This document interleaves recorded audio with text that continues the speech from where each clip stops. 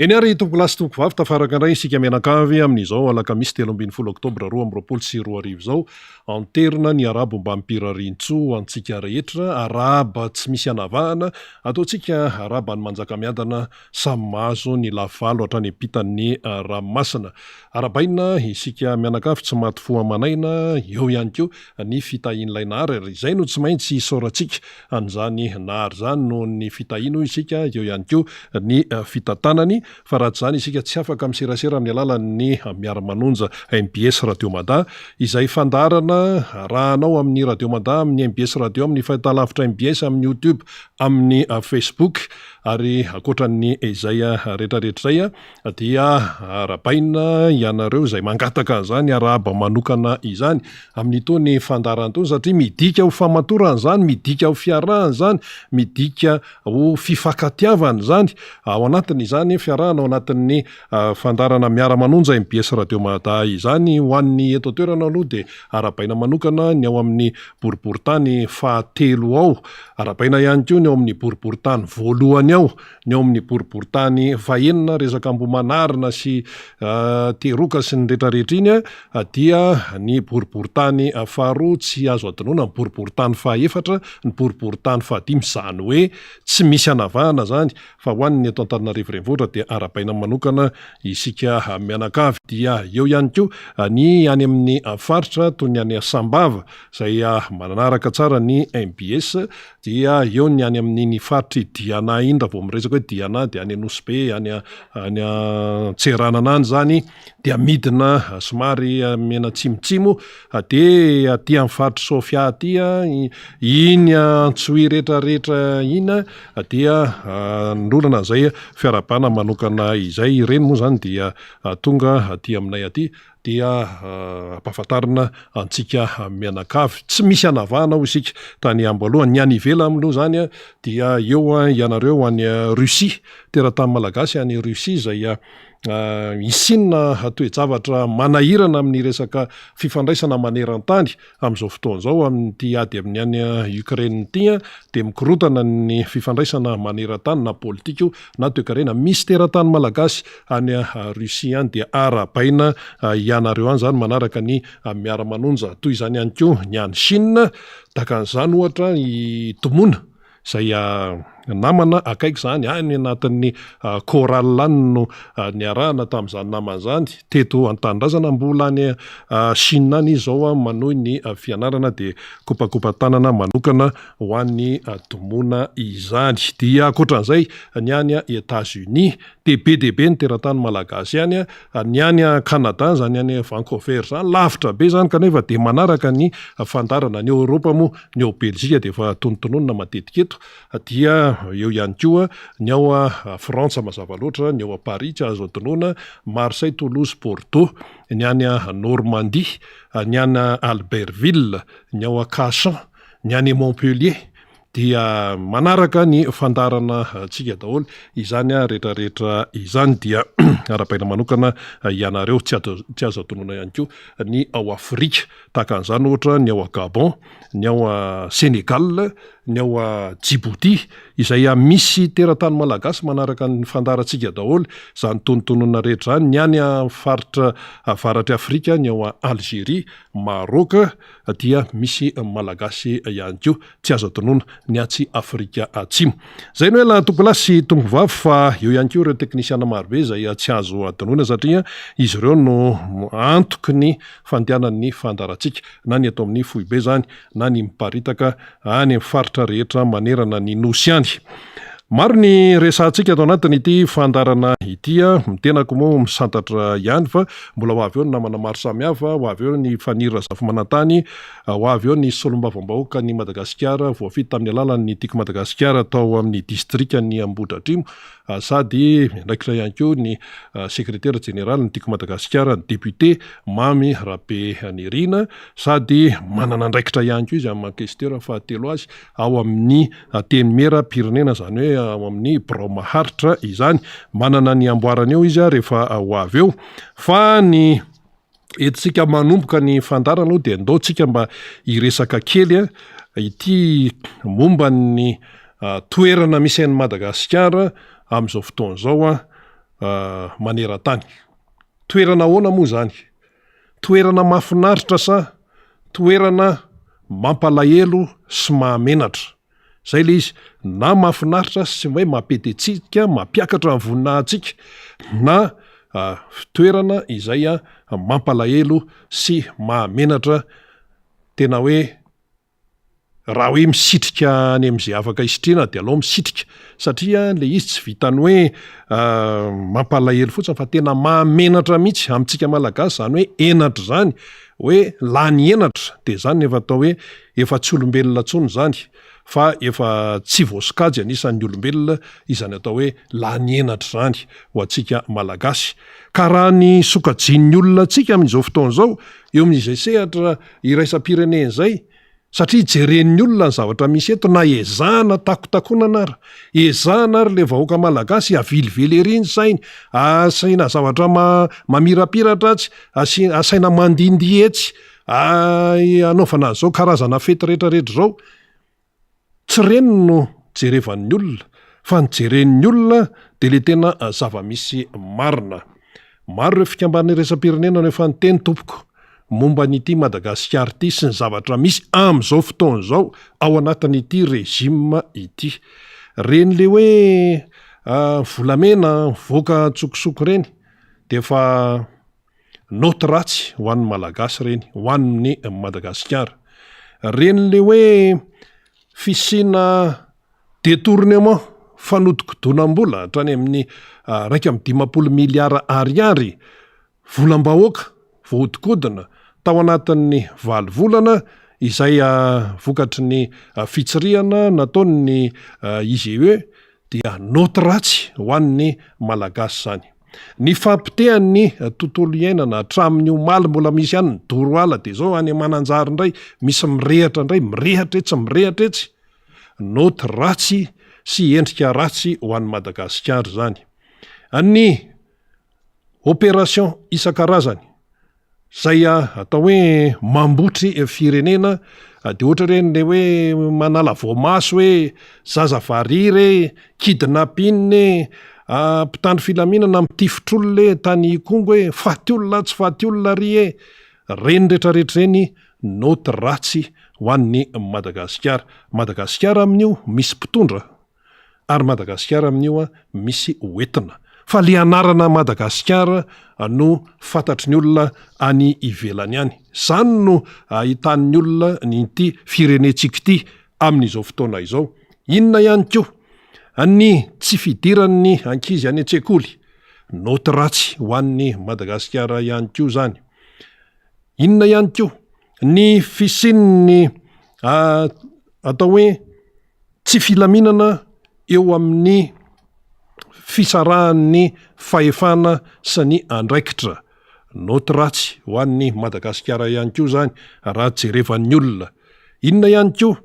Ny tsy fisian'ny fahaleovantena madio sy mangarahara tsara eo amin'ny resaka tontolo-pitsarana, fahaleovantenan'ny fitsarana. Matoa zany mbola misy ny fimenomenomana sy ny fitakiana etseroa sy ny fanamariana marobe eo anivon'izany tontolon'ny fitsarana eto Madagasikara zany, de misy zavatra tsy mety eo. Zay matoa ny SMM, syndicat-ny mpitsara, miteny hoe misy an'izao ane, tokony andray andraikitra ane ny fanjakana fa misy zavatra tsy mety, dia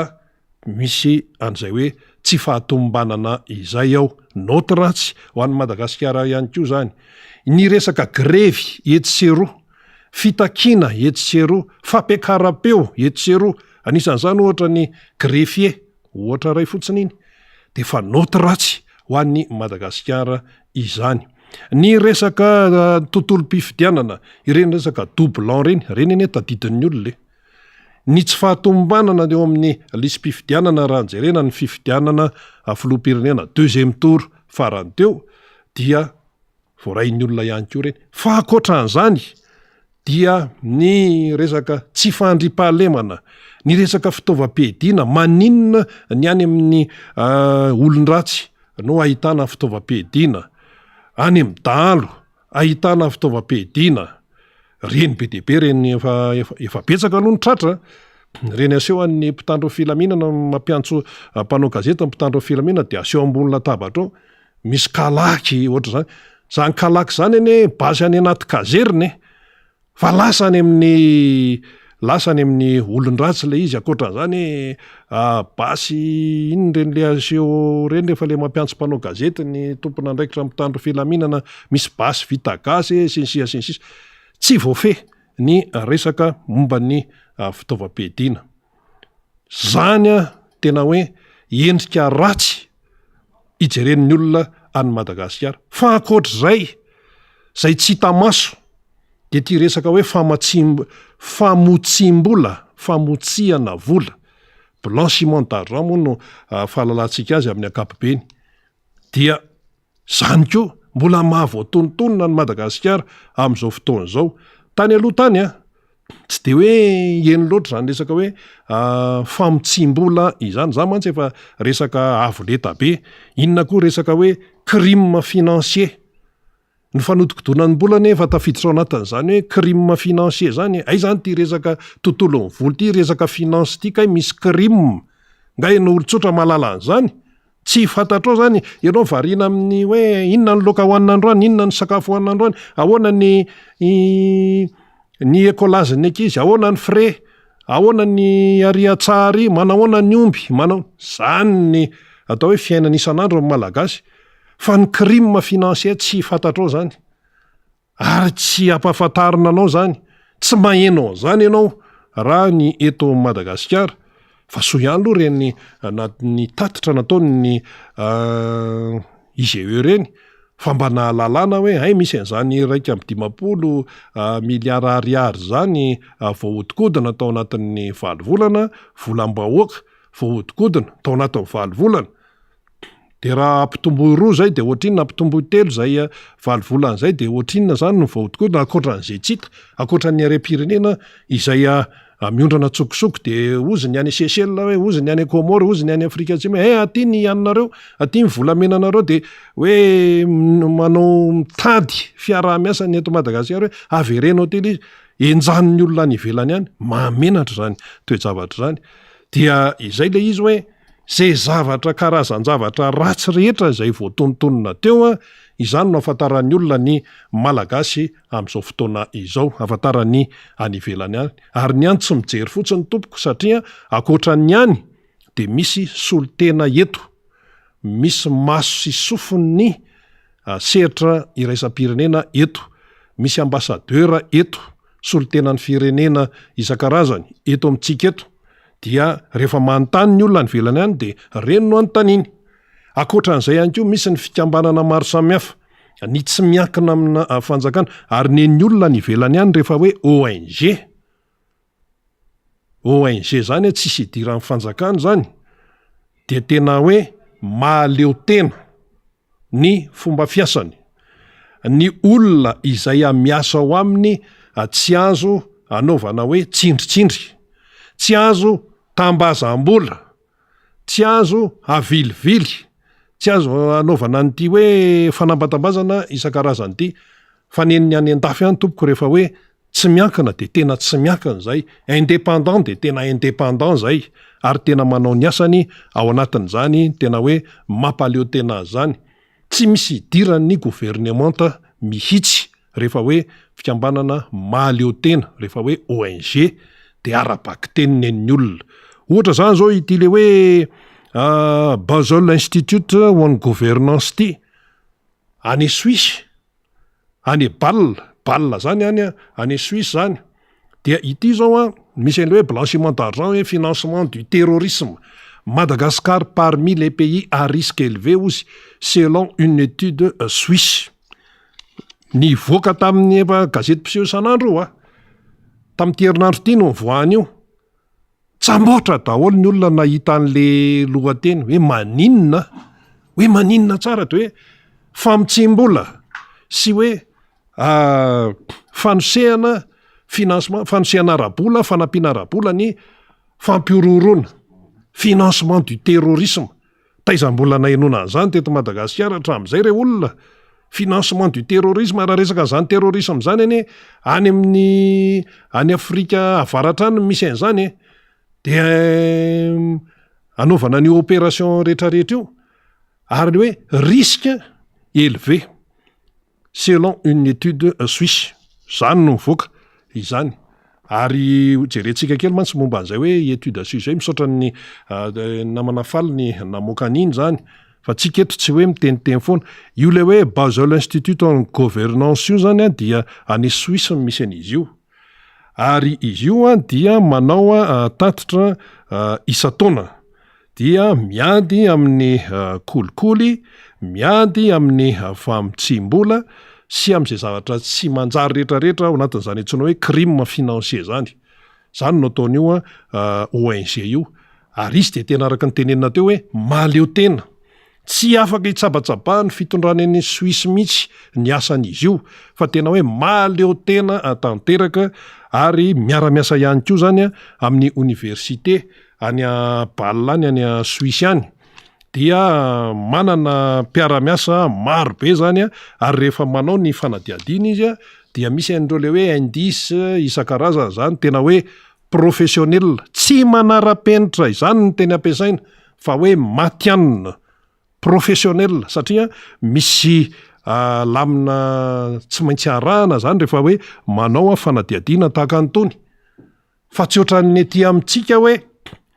atao eo fotsiny toa de atao hitsin-dalana any ty resaka hoe sondage ty hafa aloha ny resaka hoe sondage fa resaka hoe amoaka taremarika sy amoaka valina fanadiadina ny olona tena manaraka tsara ny fitsipika dina navoakany ao momba n'izany resaka hoe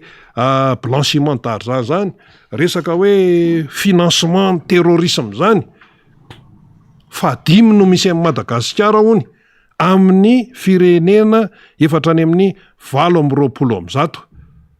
any amin'ny londohany ihany zany sika raha vao zavatra ratsy tompoko de any amin'ny londohany Madagasikara tsy zay no miteneny zany tsy mpanao gazety eto Madagasikara no miteneny zany tsy hoe fikambanana eto Madagasikara no miteneny zany satria mantsy raha vao hoe fikambanana eto Madagasikara no miteny zavatra ohatran'izany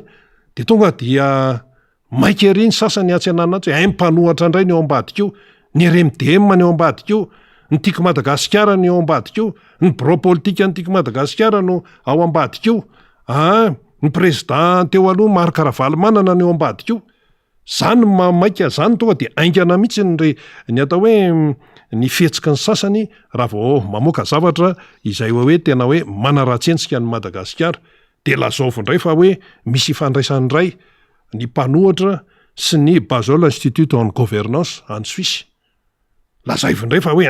vatia Madagasikara mihitsy no nampiteny an'io tsisy ifandraisany zany fa efa fomba fiasa isa-taona no ataony ONG Suisse ity zay le izy fomba fiasa isa-taona izy mamoaka foana zany de zao zany tsika amin'ny larana 5 de RDC Maliry Haïti reny no mitovy amintsika amin'izany resaka hoe blanchiment d'argent sy hoe financement de terrorisme izany manala baraka zany tena hoe manala baraka ny toe-javatra tahaka an'izay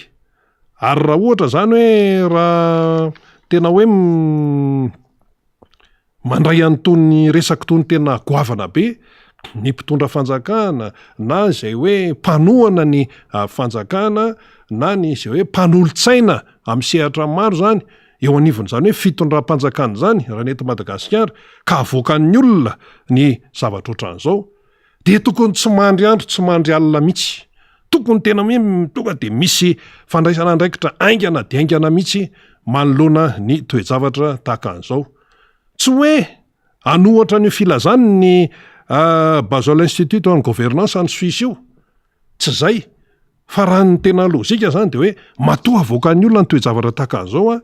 dia misy zavatra tsy mety zany eto amintsika tonga de aingana mihitsy ny fandraisana andraikitra hoe inona ny mahatonga an'izany de inona zany no tokony atao satria ne reny tatitra ireny dia mahavoatsika mantsy atao mihitsy hoe isika mahavoatsika zany eto Madagasikara rehefa misy ny tatitra zay hoe manaratsy ny firenetsika de ny mamaika de manadio tena zay ny mamaika manadio tena no mamaika fa tsy hoe raisina le fanamarian'ny olona na hoe raisina ilay tatitra ataon'ny olona na ratsy ary raisina l izy a dia mandiny tena dia mijery ny fomba anatsarana an'ilay toedrara izany zay ny tokony ho izy fa ny mahamaika eto amin'ity firenena malagasy ity tompoko rehefa misy ny tatitra mahamenatra tahaka an'izao dia manadio tena no atao aingana dia aingana ohatra zany zao amin'ny resam-pifidianana voainga kely dia nokianiny vondrony Europeanina ny ACC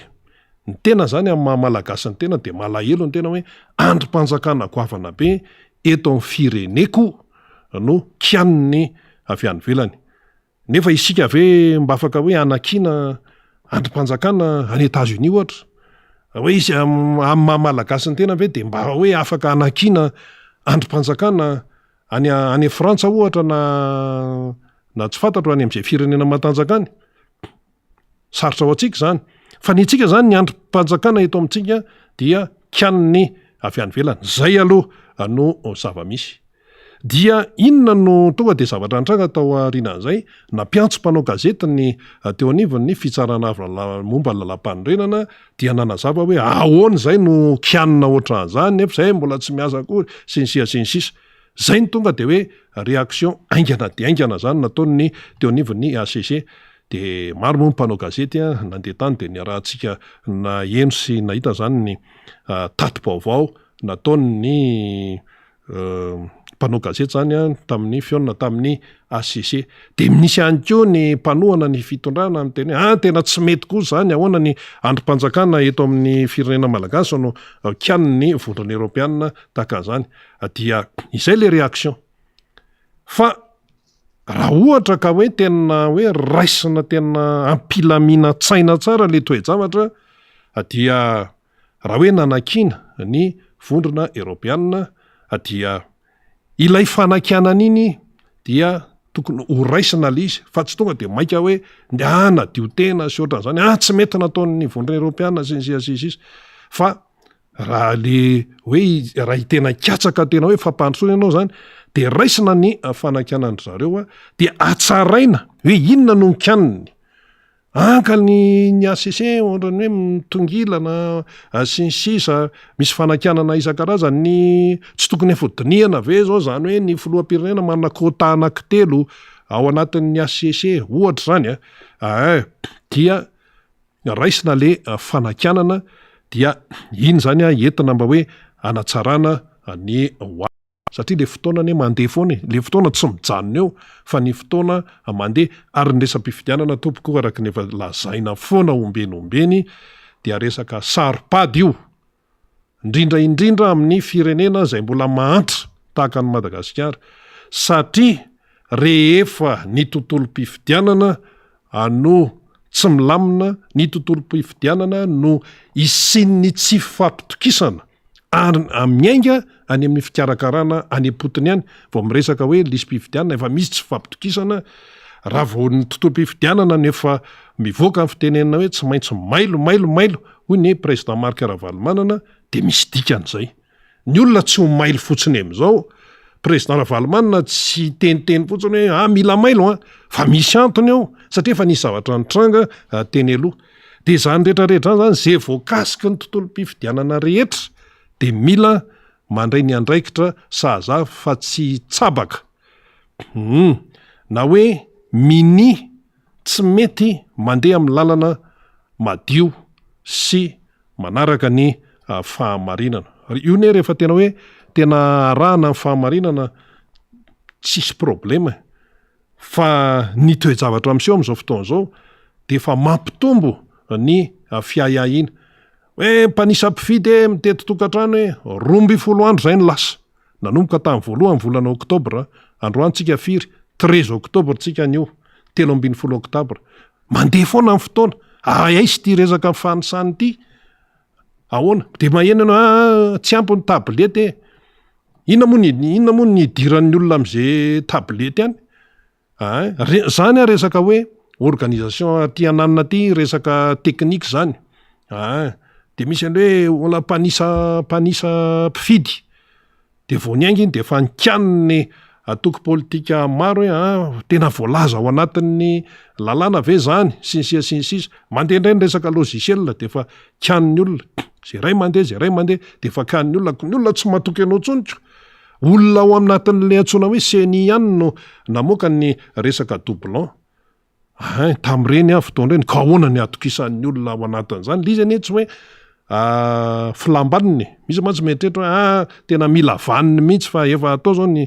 fifidiana fikarakarana ny fifidiana ka le fikarakarana ataonao zay mandeha rehetrarehetra de misy olana zao misy an'le hoe jugement supplétif sy ny namany vao mainka enjaniny greffier ny raharaha misy fitakina be dehibe tsy resaka hoe jugement supplétif ihany neny greffier fa misy zavatra akoatra an'izay atakindry zareo ao anatin'le fanatanterahany asany zany tonga hatramin'ny ny greffier anie ka tsy ampy am'ty raharaha eto Madagasikara ty amin'ny raharahan-jareo moa zany tsy ampy de ahoana koa ny karama nefa mila feverany fa manao lanja miakatra ny fiainana sinsisa ahoana ny fomba fitondrana ny mpiasa ao anatin'le asa izay atao mipotra daholo zany rehetrarehetra izany ary ty resaka hoe fitakina isan-karazany resaka greffier ty kay efa ela be kay no efa nitakina an'izany efa hatrany amin'ny 2024 efa tsy président Ravalomanana tsony no teo amin'ny fitondrana ka aloha tamin'izany efa hafa lasa président Marc Ravalomanana moa zay nongotana manta teo dia teteza mita lava reny aiza mbola nisy teteza 5 taona raha tsy eto Madagasikara re olona aiza mbola nisy an'izany any Afrika zao nisy fanonganam-panjakana Burkina Faso samy miaramila mifanonganao de le vahoaka Burkina be no mifafankihoany zany any Burkina Faso de miteny zany ny eo am'izany fitondrana ny Burkina Faso zany tena anao fifidianana tsy maharitrera ny teteza mita any Burkina Faso de hita eo aloha fa ny antsika aloha zany raha resaka teteza mita zany efa rekory efa mandaray mihitsy aiza mbola nisy teteza mita 5 taona ane de efa vokatry zany rehetrarehetra zany de efa anisany mahatonga ny toe-javatra zay tsy mandeha am'zelonny amin'izao fotoana satria mbola maro tamin'ny reny raharaha tamin'ny teteza mita sy ny 2009 reny mbola mitana andraikitra eto amin'ny firenena amin'izao fotoana zao ka mety hoe tsy de mahagaga ny momba an'izay fa tiatsika tenenina zany de ny hoe raha jerena amin'ny maso mahitsy tsara tsy miolakolaka tsy hoe fomba fijerina fanehoan-kevitra vokatry ny pression na ny karazana tsindry eto sy eroa de tena hita hoe tsy tafavoaka le Madagasikara aloha hatreto tsy tafavoaka mihodina ka atao daholo ty hoe filazana rehetrarehetra ty ka tena enjana ny fiainana ary io le fiainana isan'andro ihany no ahafahan'ny olona aloha mijery aloha ny fiainany eo atokantrany aloha mijereny zay de mijery daholo ny olona de tsy ny tokony anana ho any resana teto efa tsy ho voavidy tsony ny tokony anana ny tontolo iainana raha teo moa dorana daholo ny hafanana zao efa meavy ny salady any an-tsena efa lositra mba tsaratsara le salady am'le vao maraina satria mbola mangatsiatsika fa vao tonga ny am'ray sasany am'roa tonga de malazo de ozy ny olona efa salady efa fakomaly angaty nefa tsy zay le izy fa vokatry ny tontolo iainana daholo zany rehetrarehetra izany de tontolo mpitsarana tsy milamina nefa ny laklean'ny tontolo mpitsarana de ampelantanan'ny mpitsara tabataba ny SMM syndicat mpitsara manenjana ny greffier inona zany no andeha am'izany ao anatiny ity resaka ity inona no andeha inona ny fampandrosoana avy am'izany satria ny olona matoa tabataba matoa menimena de misy zavatra tsy mety eo zany misy zavatra tsy tomombanao dia avoakan'ny any ivelany am'izay ONG any ivelany hoe resaka blanchiment d'argent sy financement de terrorisme efa voatonontonona amin'izany Madagasikara. Hoy ny Institut de Gouvernance de Bâle zany, Institut de Gouvernance de Bâle teny frantsay, Basel Institute on Gouvernance amin'ny teny anglisy. Voatonontonona amin'izany ny eto Madagasikara. Voaingana nisan'izany hoe teratany kenianina hony tratra resaka mitondra rongony mahery vaika zao zavatra mbola tsy faheno zao, mbola tsy fahita tao anatin'ny 80 taona eninao ankehitriny. Ary io resaka hoe blanchiment d'argent, famotsimbola io sy ny resaka hoe fampiororona ny terrorisme amin'ny ankapobeny, zay lazainy ny mpanao fanadiadiana sy ny manampahaizana amin'ny faninjehana ny toejavatra oatra zany, ny blanchiment d'argent sy ny financement na terrorisme, dia misy ifandraisany foana ireo matetika. Raha vao misy blanchiment d'argent, famotsimbola, dia misy resaka fampiororona atao ananato. Zany foana. Na any amin'ny resaka efa avoleta be any Afrika avaratra any, resaka any Afghanistan any, ho antsika mpanara-baovao sy ny sisa, dia zany foana io toejavatra io. Ka Madagasikara efa milarana 5, dia zany ve dia tsy mampamorikoditra ve zany? Nefitsika eto miteny hoe tsy isika moa zany fa ny onivo mpitondra no miteny hoe tsisy krizy eto. Ka raha tsy misy krizy ary eto Madagasikara, mahoany Madagasikara no any amin'ny larana 5 any amin'ny londohany any amin'ny resaka hoe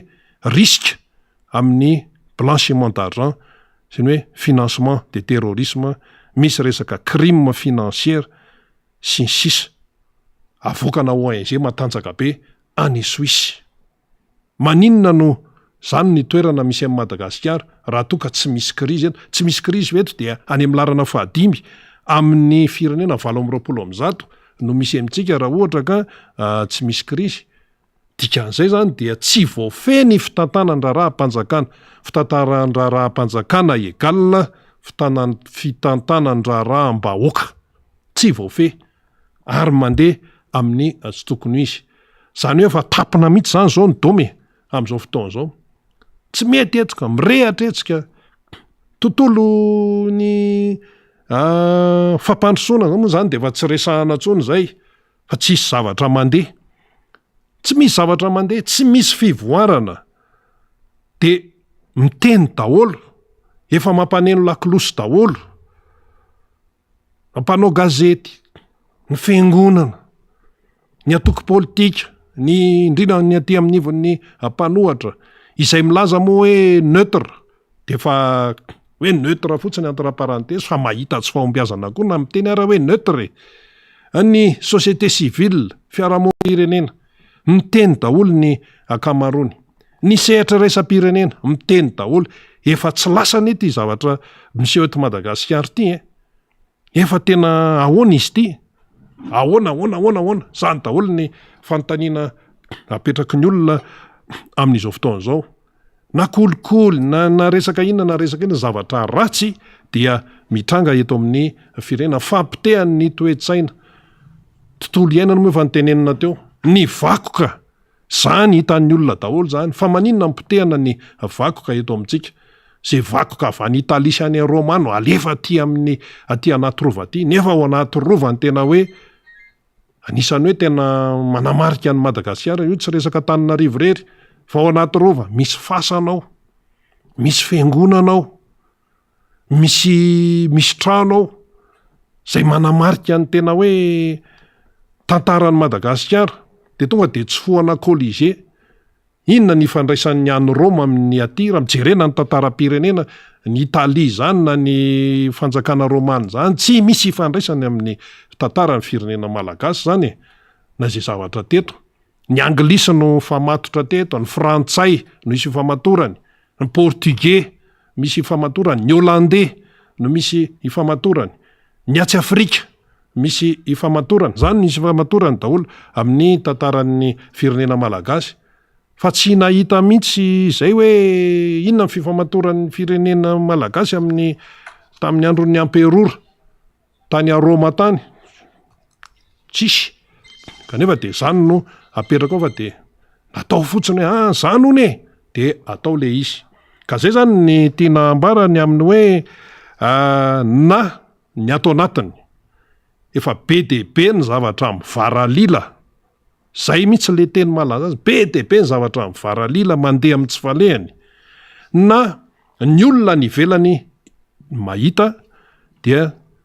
tsy mandeha amin'izay laoniny ny zava-misy eto Madagasikara. Tsy hoe fititehiteny sasa-matsy miteny ny nareo zany foana, nareo manakina bitolo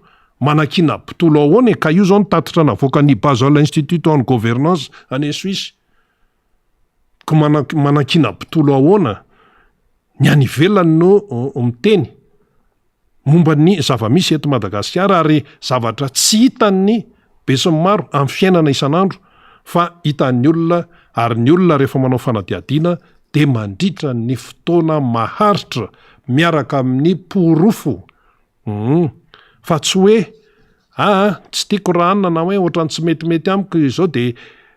raha niraisina zany ny avy any ivelany dia hoe ndeha moka tatitra momba ny zany antsoina hoe Madagasikara zany, fa tsy Madagasikara rery tompoko nanaovan'ity ONG Suisse ity fanadiadiana. Tsy Madagasikara irery no amoahana isa-taona ny tatitra zay ataondry zareo, fa firenena anjatony 720 zao ty resaka eto ty, de Madagasikara anankiray am'izay. Ka inona ny hoe tsy fitiavana sy hoe ahoana am'izany, de misy miteny indray zao any hoe maninona zany ny resahana, zany ve de resahana fa mahamenatra zany, aleo resahana any, aleo resahana, am'izay mba samy mahafantatra daholo. Ary ny tatitra ohatrany tony raha ny tena izy dia manampy. Raha ianao zany raha tena hoe za mantsy mba ny tena mantsy mba anisan'ireny le hoe mba nahazo fampiofanana tamin'ny resaka leadership teny amin'ny liminy ireny, teny avoloa tamin'ny talohan'ny 2024,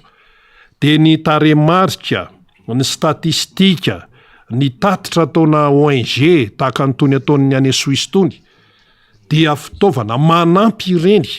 amin'ny ahafahanao zany manatsara ny fiainanao sy ny fiainan'ny firenenao. Manampy be mihitsy ireny, fa tsy raisina hoe fanaratsiana, tsy raisina hoe fanalambaraka. Io ohatran'ny baolina ihany io jereo, ohatran'le baolina alina, Barcelona sy Inter de Milan, baolina zany telo sy telo ny nefarany. Ny tenanay aloha dia nijery satria ny tena moa zany mpanao gazety dia tsy maintsy hoe ahoana ny efaran'ity baolina ity satria nampitsangany toetrany izy. Tao an-trano efa hoe pioany ijiry io fa tsisy atoriana pioany, tamin'ny 12 alina izy vao tapitra. Ny asa ty amin'ny MBS tsy maintsy tonga aty amin'ny 7 maraina. Farafatarany amin'ny fanomanana rehetrarehetra baolina nefa tsy maintsy nijerena. Tao an-trano any teny hoe pioany le jiry fa tsisy atoriana fa inona artika ianao zany tsy afaka ny hoe ahoana fa tsy maintsy arana. Dia rehefa jerena le izy tsy lesona amin'ireny dia hoe tsy vitana olon-drery rehefa te hahazo fahombiazana ianao, dia tsy vitana olon-drery ny hoe anao hitsin-dalana fotsiny amin'izao hoe raha ny politika dia hoe zay zao ny eto, nefa le toe-javatra efa tena sarotra be. Dia sahirana zao ny ekipa amin'ny Barcelona amintsika amin'ny teny zao, raha ny zava-misy mety tsy tafakatra koa raha ny amin'ny 8e de finale amin'ny Barcelona, na dia nanao zay ho afany ary Lewandowski zay hoe hitondra tena hoe fahombiazana ho an'ny ekipa amin'ny Barça. Dia 3-3 ny nefaraniko, le italianina koa tena mafy be aty amin'ny vodilarana. Dia fiarahana izany, na ny tato amin'ny Barcelona na ny tato amin'ny Inter de Milan, dia ny fiarahana no ahafahana miroso any amin'ny hoe zay mety zany. Dia ny italianina zao falifaly ery. Zao ny Barcelona mbola eo amin'ny Bayern de Munich andray mbola taolana be. Dia ahoana zany? Efa manify dia manify ny atao hoe herijika ahafahan'ny Barcelona miakatra any amin'ny 8e de finale, fa nefa rany dia tsy ngidina ry amin'ny Ligue Europa ry ho antsika mpanaraka amin'ny baolina kitra. Eto any Europa zany, betsaka moa ny tia baolina ka. Ohatra fotsiny zay. Dikan'izany zany raha neto Madagasikara tsy azo hidivirana io resaka fampidiniana io. Na dialogue ny firesahana io, na inona na concertation na inona fampiresahana fampidiniana. tsy azo hitovirana io noho ny zava-misy eto amin'ny firenena amin'izao fotoana izao. Samy miteny daholo fa ty resaka hoe anao hitsin-dalany ity hoe zao mety aminay, tsy ahitam-bokatra io na inona resaka eto, tsy ahitam-bokatra io tsy vitany hoe mendrasa fifidianana e, ngamo nisy teny teo hoe tsy mahandro fifidiana, fa le zava-misy iainana amin'izao fotoana izao, ahoana ny ao amin'ny tontolon'ny fitsarana mitaraina ny mpitsara ao anatin'ny SMM efa nitenenina teo hoe misy an'izany hoe didim-pitsarana misy tsy faly amin'ny didim-pitsarana avoakan'ny mpitsara ny sasany any ananiny de avy eo lasa rehefa tsy faly amin'le mpitsara izy de lasa fiainana manokan'le mpitsara no avoakany amin'ny internety sy ny namany any. Zany nefa tena tsy izy mihitsy so ndray mantsy de isy teny ndray hoe nareo zany ohatrany hoe momba ny hoe mitongilana makany amin'ny SMM, tsy hoe mitongilana makany amin'ny SMM fa le zava-misy no resahana. Ary le izy rehefa zay resaka zay dia ny hoe fahaleovantena ny fitsarana zany mbola tsy mipetraka eto Madagasikara mato mitrango zany zavatra rehetrarehetra izany. Ny mpitsara ihany koa nefa ao anatin'izay rehetrarehetra zay dia izy dia ao anatin'ny misy fiarovana ireny mpitsara ireny ary mila jaina sy hoe mila tanterahana zany. Ohatra zany le hoe 170 amin'ny satan'ny fempitsara de misy an'izao hoe ankoatra ny fiarovana sitrahan'ny mpitsara zany ny mpitsara, ny fianakaviany, ny fananany de arovana amin'ny mety hoe fandrahonana sy fanenjehana isan-karazany mety hiatra aminy. Zany zao any amin'ny satany amin'ny mpitsara zany. Dikan'izay dia tokony mipetraka tsara zany ny fahaleovantenan'ny mpitsara. Aleo ny mpitsara anao ny asany. Raha ohatra misy tsy faly amin'izay didy avoakany eo dia efa misy sehatra ahafahana mizotra hoe rehefa tsy faly ianao zany de efa misy sehatra ambonimbony kokoa amin'izay tsy fanehoana tsy fahafaliana zay sy ny sisa. Resaka teknika be moa le izy zay tsy de hoe miditra lava be amin'izany. De io koa ny resaka greffe fa mbola manenjana amin'izao fotoana izao de hitantsika zany ny tsy fandehanan-drara. Ka io tsy azo hidivirana ny fampiresahana na iza hiteny na iza tsy hiteny fa le zava-misy eto amin'ny firenena mihitsy no mitaky ny hisin'ny fampidiniana atatabatra boribory amin'ity raharaham-pirenena ity. Iny ary namana fanira zafy manantany efa eto anao dia fa eo ihany koa ny mpisehatra manaraka eo zany ny député membre Bendrina voafita amin'ny alalan'ny TIM tao amin'ny distrikany Ambohidratrimo sady questeur fahatelo izy ao amin'ny bromarche ny antemera-pirenena dia manana andraikitra ambony ihany koa eo anivon'ny Tiko Madagasikara secrétaire général zany. Miaraba anao namana faniry. Eny ary de miaraba ny Rina Rabe Mananjara, miaraba ihany koa ny teknisiantsika zay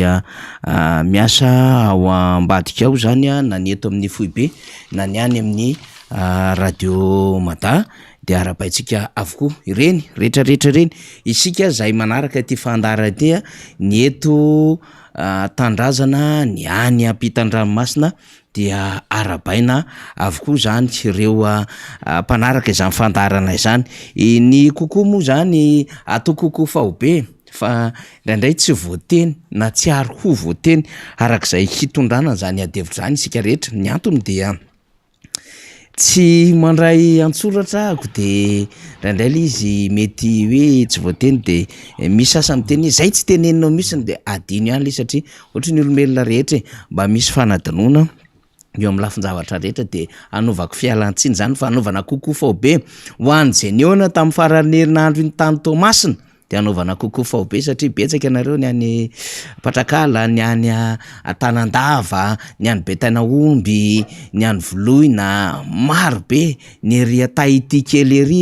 ny etsy Ambohijafy tononoko daholo zany satria ny sakama mahafinaritra ny ao Antanamako ny depôt analaka ninany ny aty Tanamborizano de anaovana kokoa fahobe zany ianareo rehetrarehetra reny. Samy mare zany nareo de mahafantatra hoe zay raha ihany zay satria dia marobetsika no mifampiresaka teo de nakasary zany de zay no itondrako an'le kokoa be satria vao maly mbola nisy nampatsy ary adinonao zahay tena hoe tsy adino za fa le fomba hitenenana azy mihitsy ny tsy maintsy mbola arindrako tsara zany eny ary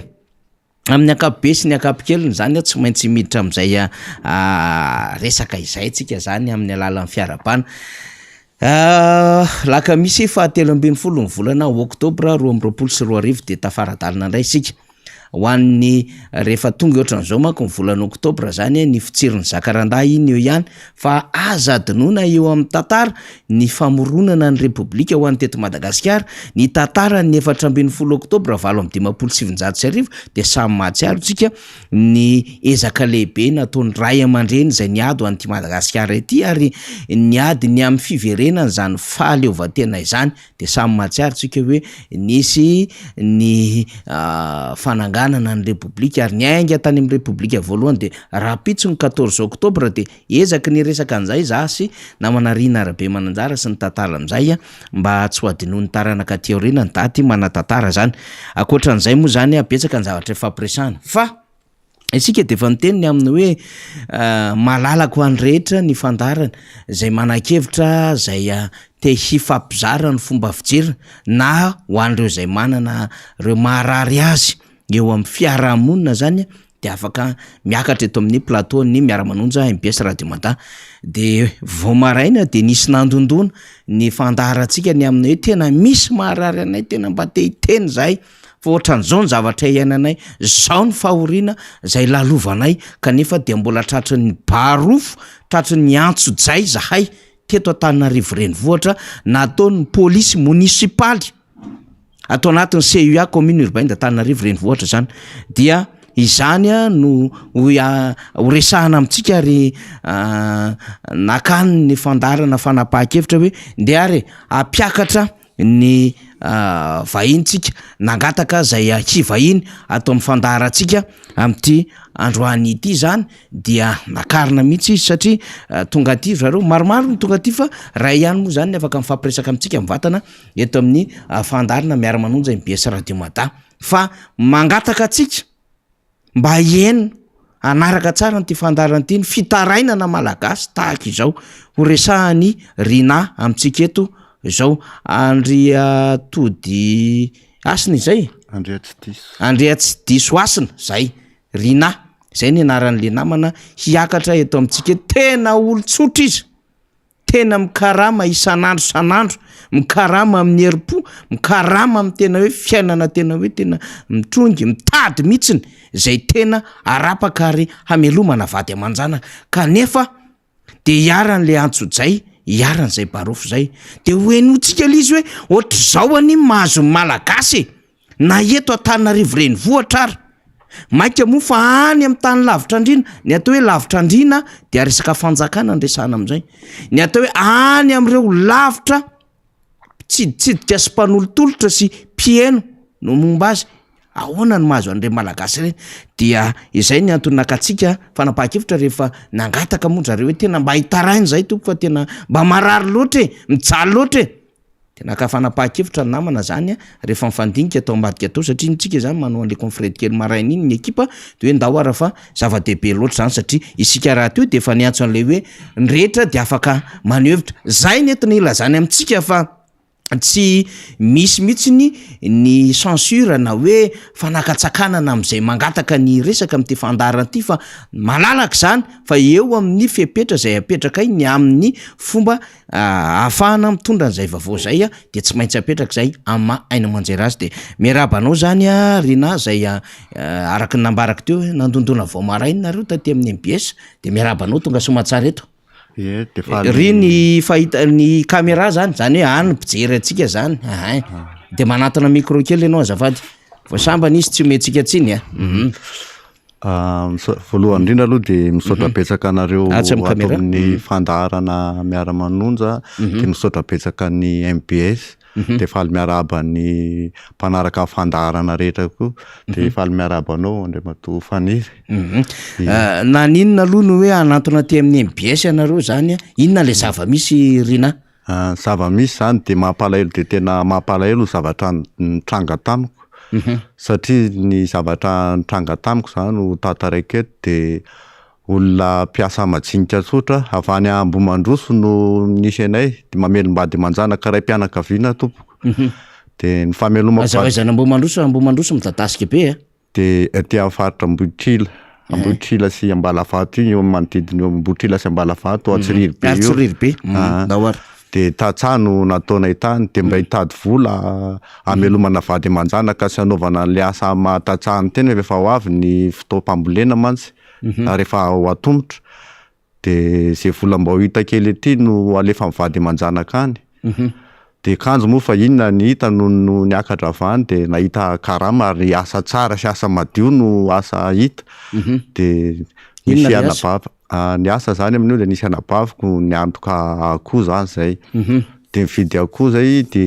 hoentina amin'ny plat le akoho io atao masaka atao rôti zany de varotra mandendeha amin'ny plat no atao tompoko varotra akoho amin'ny plat no ataonay firy volana na firy herinandro na firy andro zay vao tsy ampy herinandro zay nanaovako le asa tompoko de le asa ny mahavelona satria zay tombony kely eo zany de fa mba sahaza hoaninay zay tombony kely azo isan'andro hoe mahazo arivo na 500 isaky ny akoho ray na arivo na 2 arivo no azo amin'ny akoho ankiray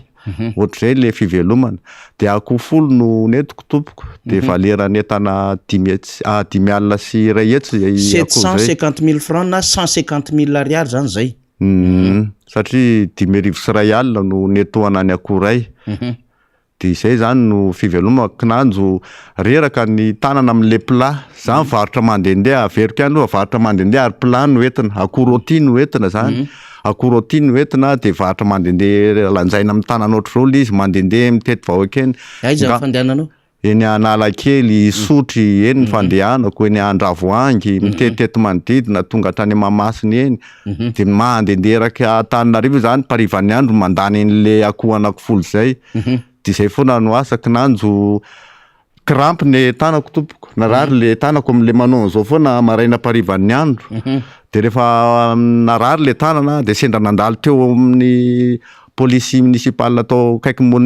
polisy municipal reo tompoko le tanako narary de napetrako le entana izy toerana io de kaiky lapanta aty ambadiky lapantanana amin'le lalana le trottoir ny Jijirabeady Velo iny eo ampitany iny ka le plasy ekena fa hoe tsy azo ipetrapetrahana ny tanako narary tampoka narary le tanako satria krampy le tanako de voatiry tonga de napetrako le izy de nitazona an'le tanako ohatr'izao de nandalo ny polisy tompoko tonga de mifohany le entako ary nalainy de narahako sy nengaviko ihany le izy hoe totio le entako fa zatao zany fa tsy krampy le tanako ary marary tompoko matsy anazy de za tsy mpanao ana tsy meny le entako ozy efa tsy manara-dalàna de eno ava de mandozy asazoko sy zay dina tokony ataoko aloha satria narary ahako de tsy maintsy voan'ny dina zany ny olona marary zay zany ny zavatra lalàna misy eto Madagasikara na de tsy azo petrahana le toerana zany ka raha misy olona marary zany tsy maintsy mandodina satria tahana marary zany na mpanao baolina raha hitako amin'ny tele ny mpanao baolina rehefa krampy izy mijanona mihitsy olona anao fa avonjena aloha le marary de noho izany de ovino tranga eo aloha Rina le tranga tamin'ny talata teo tompoko tokony tamin'ny firy tamin'ny talata teo tamin'ny roa teo eo ianao amin'ny efa avy niodikodina eraky ny tanàna niodikodina ahako de zay nakarary ary vola mbola matoko mbola niendrika vola satria mety parivany andro misy ny asako amin'io satria mbola maromaro ny tsy lagniko fa vola vao 3 alina ny lagniko de nirofo nalainy polisy municipal raha le entana de nampidiriny tao amin'ny kantao de tsy fomba le manao kolokolo tompo fa ho azavaiko eto ka rehefa tsy fomba le manao kolikoly za mainka andany le entako amin'le fameloman-tenako ny zavatro nalainy ihany ny plako sy ny akohako de niantso anankiray tompoko hoe niantso anankiray ahako zany hoe mba omena vola mba amian'le entako fe aleoko mba maty vola ray alina toy zay ny entako rehetrarehetra iny lasa ny any daholo ny entako nefa mbola volan'olona be de be no ho alohako amin'iny ka noho ny antso polisy ankiray de meko ray alina de vao nalainy le ray alina de tsy hita ihany tsy hitako mifangaro be ao anatiny ao izy de tsy mipotra mihitsy de ne farany atezitra zany andre le entana ihany tsy tonga ihany hoe mba fandaminana hoe mampitandro filaminana azy zany de fandaminana ary ekeko fa meloka ao satria narary de meloka de fa nameray alina ray de tsy hita moa nameray alina ianao ny tao Brao ianao zany tamin'io tao Analakely tao Analakely fa tsy tao amin'ny birao fa le polisy namany taty zany mba alay vo any entako fa ty ny volanao fa tena mijaly fa very any very soman'olona mbola injehako amin'iny sady famelomako teny iny oa fa aleoko mba hoe fotsy ety any le karama de aleoko aloha hoe za mihitsy tsy azoko zegny mamety karama azoko am'le izy parivan'ny andro de aleoko raha hoe hiasa fotsiny an'le zavatr'olona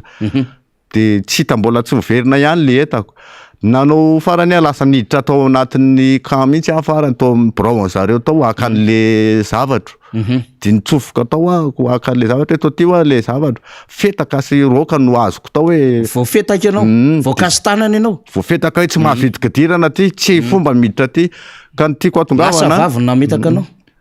ireo le lehilahy fa le vehivavy naka an'le entana nitsofoka tany ka nytiako atongavana tokony tsy rariny loatra raha ohatra hoe olona marary zao ary mbola hoe za birao zany anie raha olona maloto tsy samiditra birao-na polisy ary tsy tokony horoahana sy tokony tseroma sy hovonona ny olona miditra birao amin'ny polisy na de atao hoe disiko olona ataoko hoe diso azy zany satria narary zay zany ny tena marina hoe ny olona marary zany diso ao anatrehan'ny polisy reto polisy municipal reto satria kirampy ny tanako tena tsy azo ipetrahana ary reraka ny tanako kirampy tampoka de napetrako tampoka le entana fa tsy varitra mipetraka azavaiko ety any fa varitra plano etiko ary akorôty mandendeny no asako fa tsy varitra hoe manery lalam-bahoaka na manery fifamoivozana ary rehefa nanao zay fandaminana tsy mety zareo naveriny ndray tena napalahelo tsy vita zany any roandro zao maty ny roandro mihitsy ako any amin'ny lehibe anay ozy izy la makaniny etalina iny de aiza ho any lehibe anareo de anosopatrana ozy izy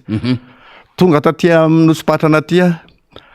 tsisy lehibe tsisy zany tsisy etana tsisy akosy pla zany tsisy tonga zany aty ozy izy reto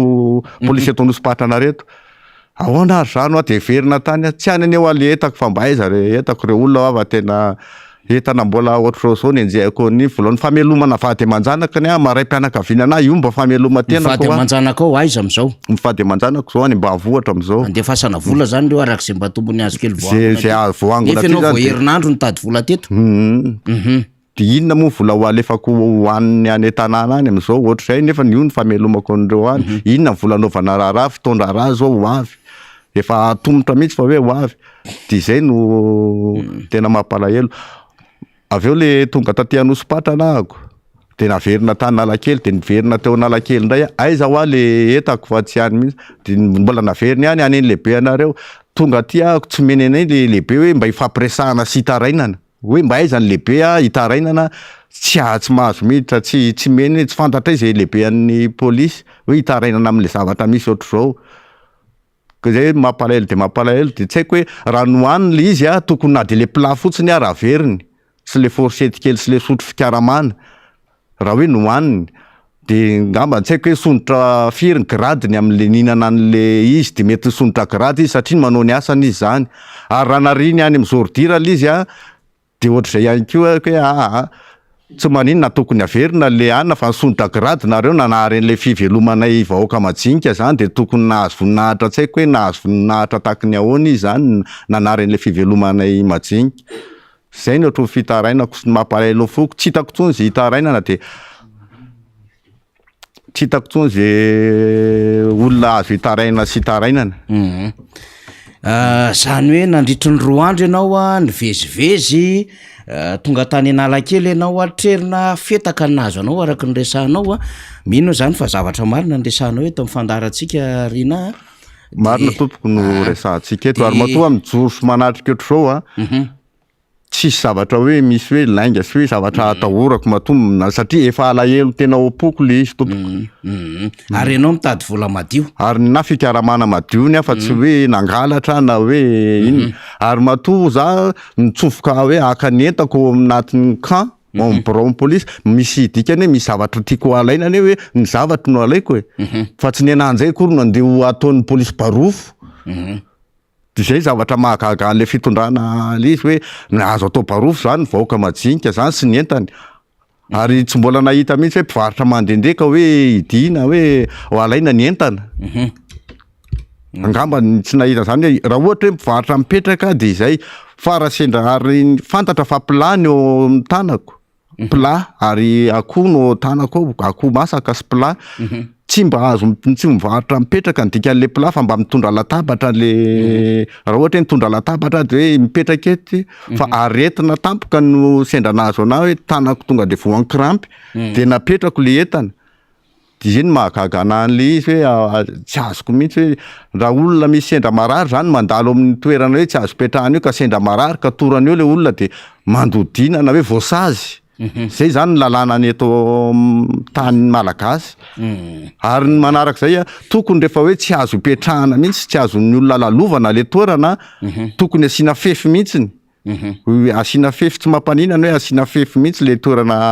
any satria zava any ambanivohitra raha tsy mbola mahafantatra tsara hoe tsy azo ipetrahana nefa jereko olona be dia be mipetraka eo nefa ny entako eo any nalaina fa tokony alaina daholo reo olona mipetraka rehetrarehetra reo tao amin'ny plasy io ary isan'andro be olona mipetraka foana ary misy areo mipetraka isan'andro misy olona mpangataka reny eo mipetraka isan'andro isan'andro tokony asiany fitenenana sy ana tokony tenenina tsotra le olona rehefa tsy azo ipetrahana eo de miala ary le izy keo tokony mba hoe anontaniana le olona inona mipetrahana hoe ty varotana eto hoe sendra zaho fa nanontany izy fa zaho tsy mivarotra eto ary tsy latabatra no etiko fa plat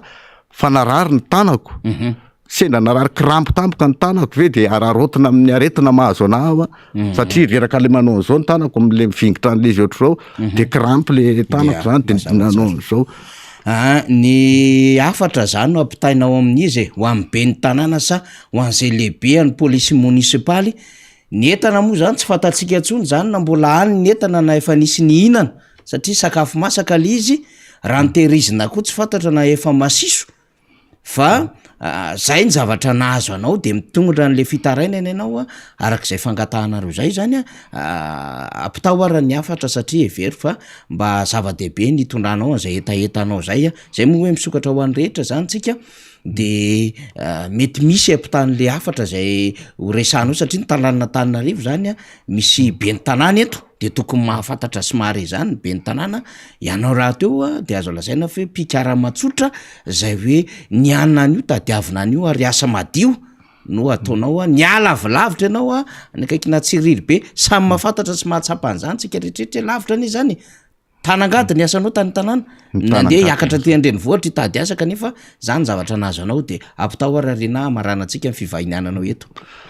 ny fampitanan'ly zany de tonga de ho apitako amin'ny be ny tanàna sy ny lehiben'ny polisy municipal mihitsy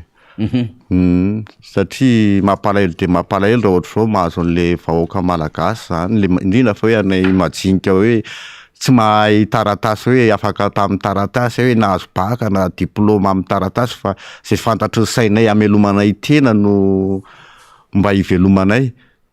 ka mba jerevy azy zay majinika amin'ny indrindra fa ny mpitondra fanjakana rehetrarehetra sy ny be ny tanàna indrindra fa ny polisy hoe aza de manapatra fahefana loatra zany ny tena marina hoe na de hoe lalàna ary le izy tokony mba diniana ihany mahazo an'le olona hoe sendra marary tampoka sy ny karaza satria tsy maintsy misy eo amin'ny fiainany zanak'olombelona famoivoy zany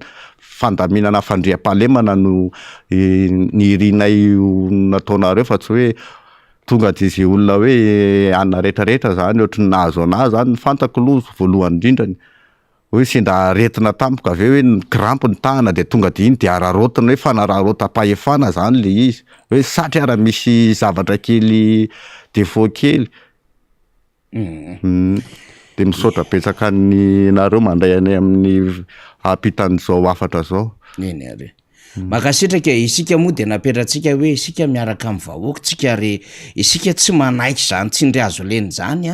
de mijoro hatrany ary zay foana mbola apetraka io fomba fiasa eto anivo miara-manonja MBS Radio Matany amin'ny hoe misokatra ho an'ny rehetra ty fandaharany ty ho an'izay tanisa hiteny ny etaetany sy ireo zavatra zay marary azy eo amin'ny fiarahamonina izay misy azy de mangataka ary zareo tonga délégation nangeny ao ambadika ao fa irina moa zany no hitatsika hoe mipetraka eto zay izy no mivarotra mba heritrereto anie zany le olona hoe masoko arena 5,000 sy ray hetsy 5,000 sy ray hetsy na 150,000 ariary 750,000 francs ny entin'ilay mpianga lay olona le gasy kely mandendeha mandritry n'iny tontolo andro iny mitady tombony kely amin'iny akoho rôti iny avy any ambanivohitra tonga eto herinandro ny elana any de hoe mafy ny fiainana any ambanivohitra manambady amanjanaka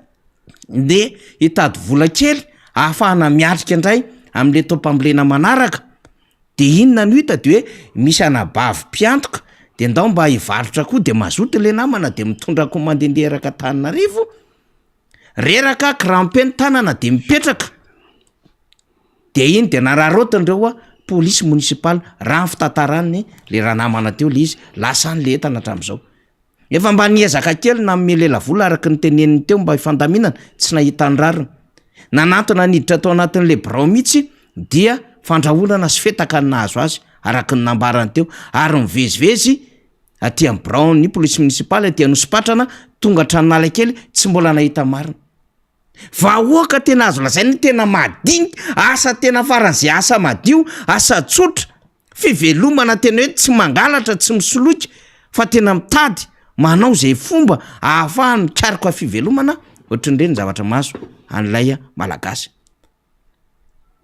hoetitsika zany teto anivon'ny fandarina mba ho tsapany rehetra ho reny tompona ndraikitra hoe misy zavatra tranga mahazo ohatran'izany zany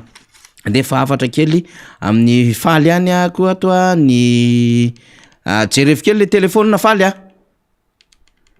de eny ara efa eto zany ny député Mamy Rabendrina zay iaraka amitsika amty alaka misy ity maromaro ny zavatra ifampiresana miaraka amin'ny député Mamy Rabendrina misy afatra ny faly de amty maraina ity isika nandefa afatra taty aminay ny amin'ny hoe ratsiratsy ny fahazona ny connexion zany nisy fatapana de efa mikarakara ny teknisiantsika zany faly salalaina ao ambadika ao eny ary efa iatrika ny fandarina am'izay tsika tapany faharoa tapany voalohany inona ampidirinirina iny de nandray niny vahiny zay olotsotra iny tsika niarany antsodray fa efa eto akaiky eto am'izao fotoana zao nisy olo-mamoaka ny Madagasikara voafidy tetsy amin'ny district Nambohidratrimo zay kestora fa 3 eo anivon'ny anteny mera-pirenena no sady mitazona andraikitra anivon'ny antokotika Madagasikara satria sekretera jeneraly Mamy Rabendrina miarabanao Andriamatoa sy olo-mamoaka tafaraka indray tika amty alaka misy 17 volana oktobra ity miaraba tsika rehetra indray tompoko miaraba tsika ato amin'ny studio anankiroa i MBS sy ny Radio Mada fa indrindraindrindra miaraba ny mpanaraka ny fandaharana rehetra erana zao tontolo zao mihitsy ny eto Madagasikara sy ny anivelany député Mamy Rabendrina misy vaovao kely zay agny mino fa renao tsara le izy teo tsy hoe vaovao kely moa zany fa vaovao zay miaro fitarainana nentin'ilay olotsotra mahakasika indrindra ny zavatra nanjo azy teto amin'ny tanàna Tananarivo zay nataondreo polisy munisipaly zany tsy fantako na mba manaka teny mba tena tsipiany ianao na mba fahenonao anatragna ny zavatra ohatran'ireny satria efa miseho amin'ny endriny maro samihafa ny endriky ny fanaparam-pahefana eto Madagasikara donc zay manana fahefana zany de manapatra araky ny tandrifiny fa lay vahoaka madinika lay vahoaka tena azo lazaina fa mitrongo voaomana mitady isan'andro san'andro tena reny zavatra manjo azy misy mba azonao ambara ve amin'ny maolo-pirenena amin'ny andraikitra eo ihany koa amin'ny maolo mbo fidy anao député Mamy Rabendrina raha lay resaka fanaparana fahefana teo mihaino an'le izy teo de miverina kely tamin'ny herinandro aloha ny eritreritro ry faniry sy ny herin'ny volana vitsivitsy farany araka ny voalaza amin'ny faniry teo miseho amin'ny endrika maro isan-karazany izy io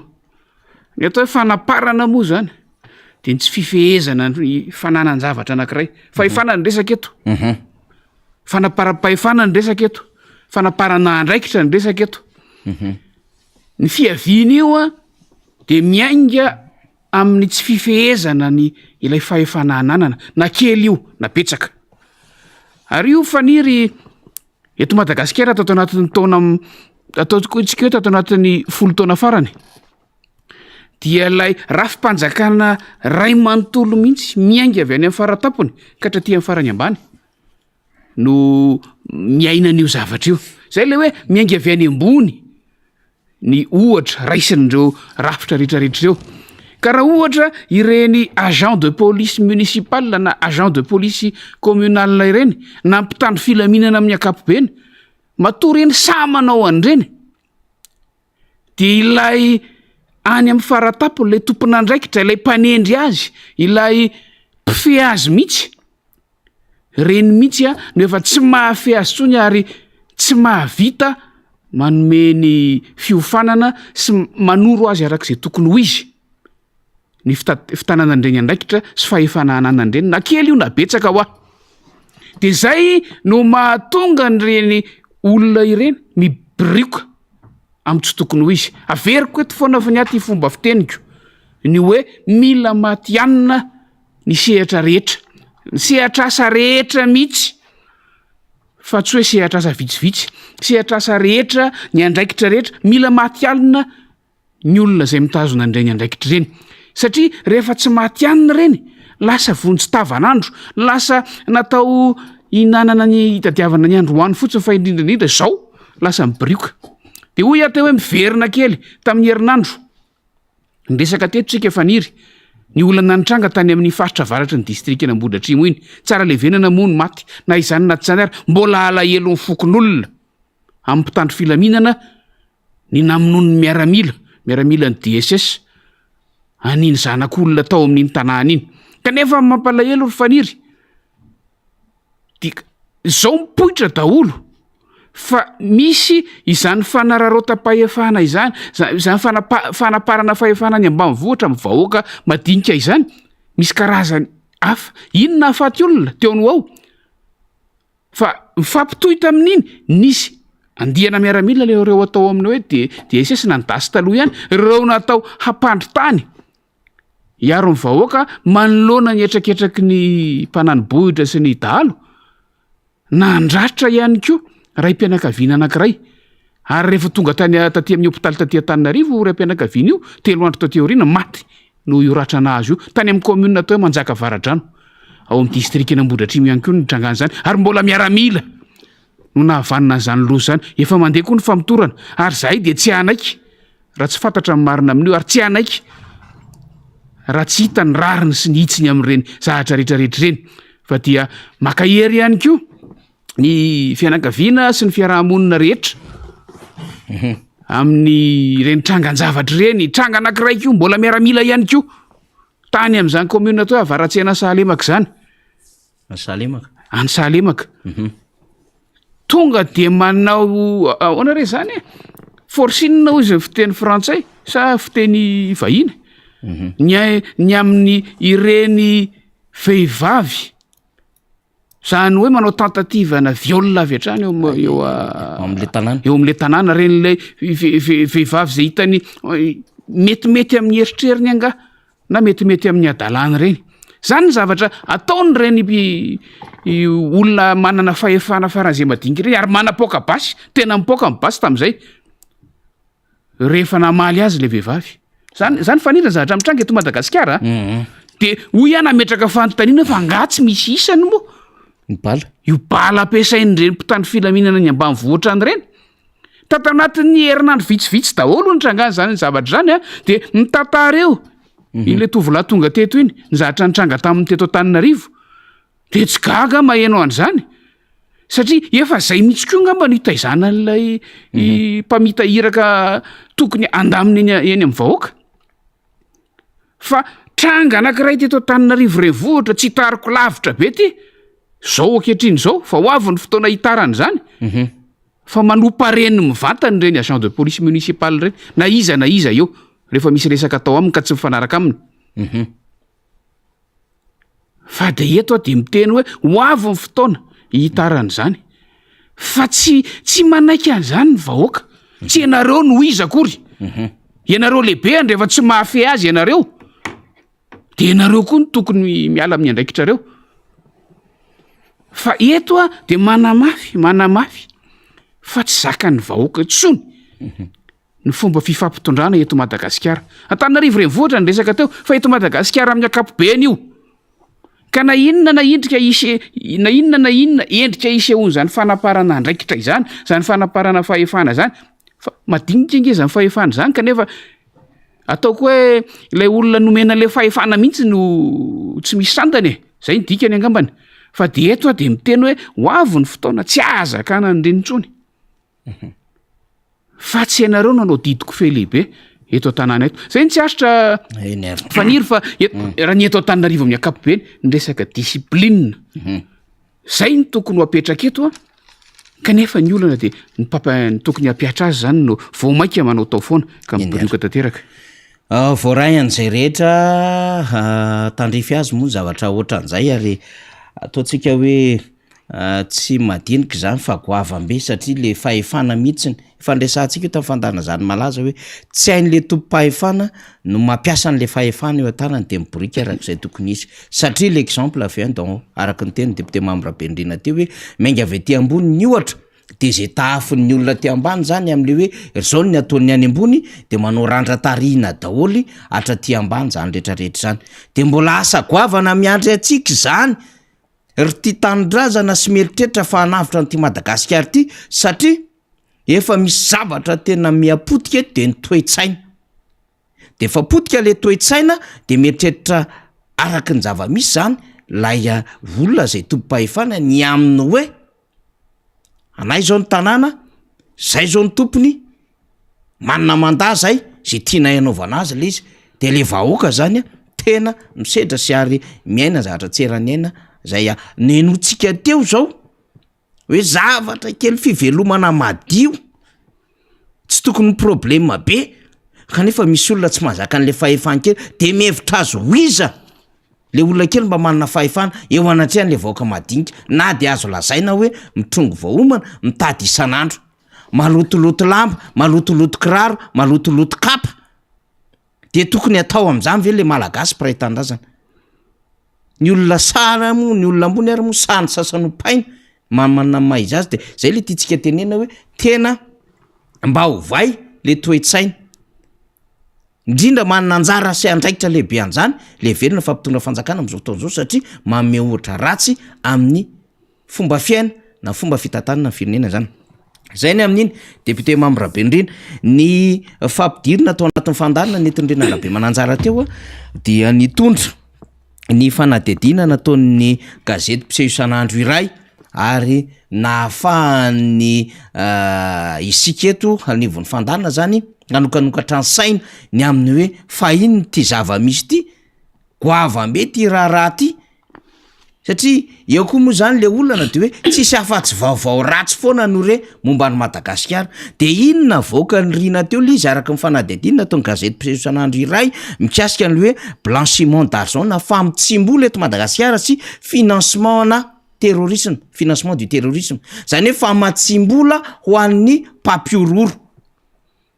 zay zany ny tena mampatahotra am'ty raharaha ty efa nanangana rafitra erovana zany famitsimbola izany Andriamatomary Karavalomanana nanomboka taty amin'ny taona 3 ary zay le antony nametrahana an'lay Bianco tamin'ny fotoanandro le CNL6 zay le antony nametrahana an'le chaîne pénale lay mivadika au pôle anticorruption taty aorina ary zay le antony nametrahana an'le samifine lay sapandrara malagasy miady amin'ny famitsimbola ary zay ihany koa ny antony hametrahana an'le CSI lay resaka comité momba ny sauvegarde na intégrité ary lay arahina ny agence de recouvrement ny avoir illicite ireo de ahafahana miady ao anatin'le kolokolo na système anticorruption daholo de mivoaka zany le fanadihadina nataon'ny institut de gouvernance de Bâle avy any Suisse organisation non gouvernementale izy io député membre Bendrina ny aminy hoe ao anatin'ny top 5 Madagasikara ity top 5 ty manko député membre Bendrina voainga antsika nandefa azy teto mbola isika ihany keo no resaka an'le top 5 ty hoe top 5 le firenena zay manana PIB faran'izay ambany isika de niarany lahatra tamintsika teo izy Burundi, Soudan du Sud, Somalie, Mozambique, Madagasikara de mivoaka zany ny fanadihadina nataon'ny institut de gouvernance de Bâle zany mikasika an'le hoe avany Suisse io top 5 Madagasikara amin'ny famitsimbola sy ny famatsiana reo mpampiororo de milahatra miaraka Madagasikara ao anatin'izany mahatao-pisainka azy zany député membre Rabendrina izy RDC République démocratique Congo Haïti miaraka amin'ny ao ihany koa Birmanie miaraka ao amin'ny Mozambique moa zany de le mpanao coupé décalé amintsika eo foana izy top 5 ary amin'ny IDH eo izy top 5 ary amin'ny PIB de top 5 indray izy zany ato amilay resahantsika mahakasika indrindra ny famotsim-bola zany de ny fomba famaritan'ny Institut de gouvernance de Bâle zay sampandrara manokana tsy miankina gouvernement en Suisse mahaleo tena de hoe zone orange i Madagasikara le zone orange ty amin'ny tanàna ohatrany hoe milay sy favy be mihitsiny ay le zone orange io am'le fomba fanasokajiana de le tena tsy alehany mihitsiny de izy zany ao anatin'le zone tsara tare le zone orange zany le plus élevé le tena anjakan'lay famotsim-bola sy le famatsiana ny asa fampiororona sy mpampiororo terrorisme zany de asa fampiororona financement famatsim-bola dika zay famatsim-bola ny asa fampiororona zany sisa ny toerana misy a Madagasikara am'izao fotoana zao ary zany ny tazany zao tontolo zao de zone orange atsika volomboasary tsika zany amin'ny resaka famotsim-bola sy amin'ny famatsiana ny asa fampiororona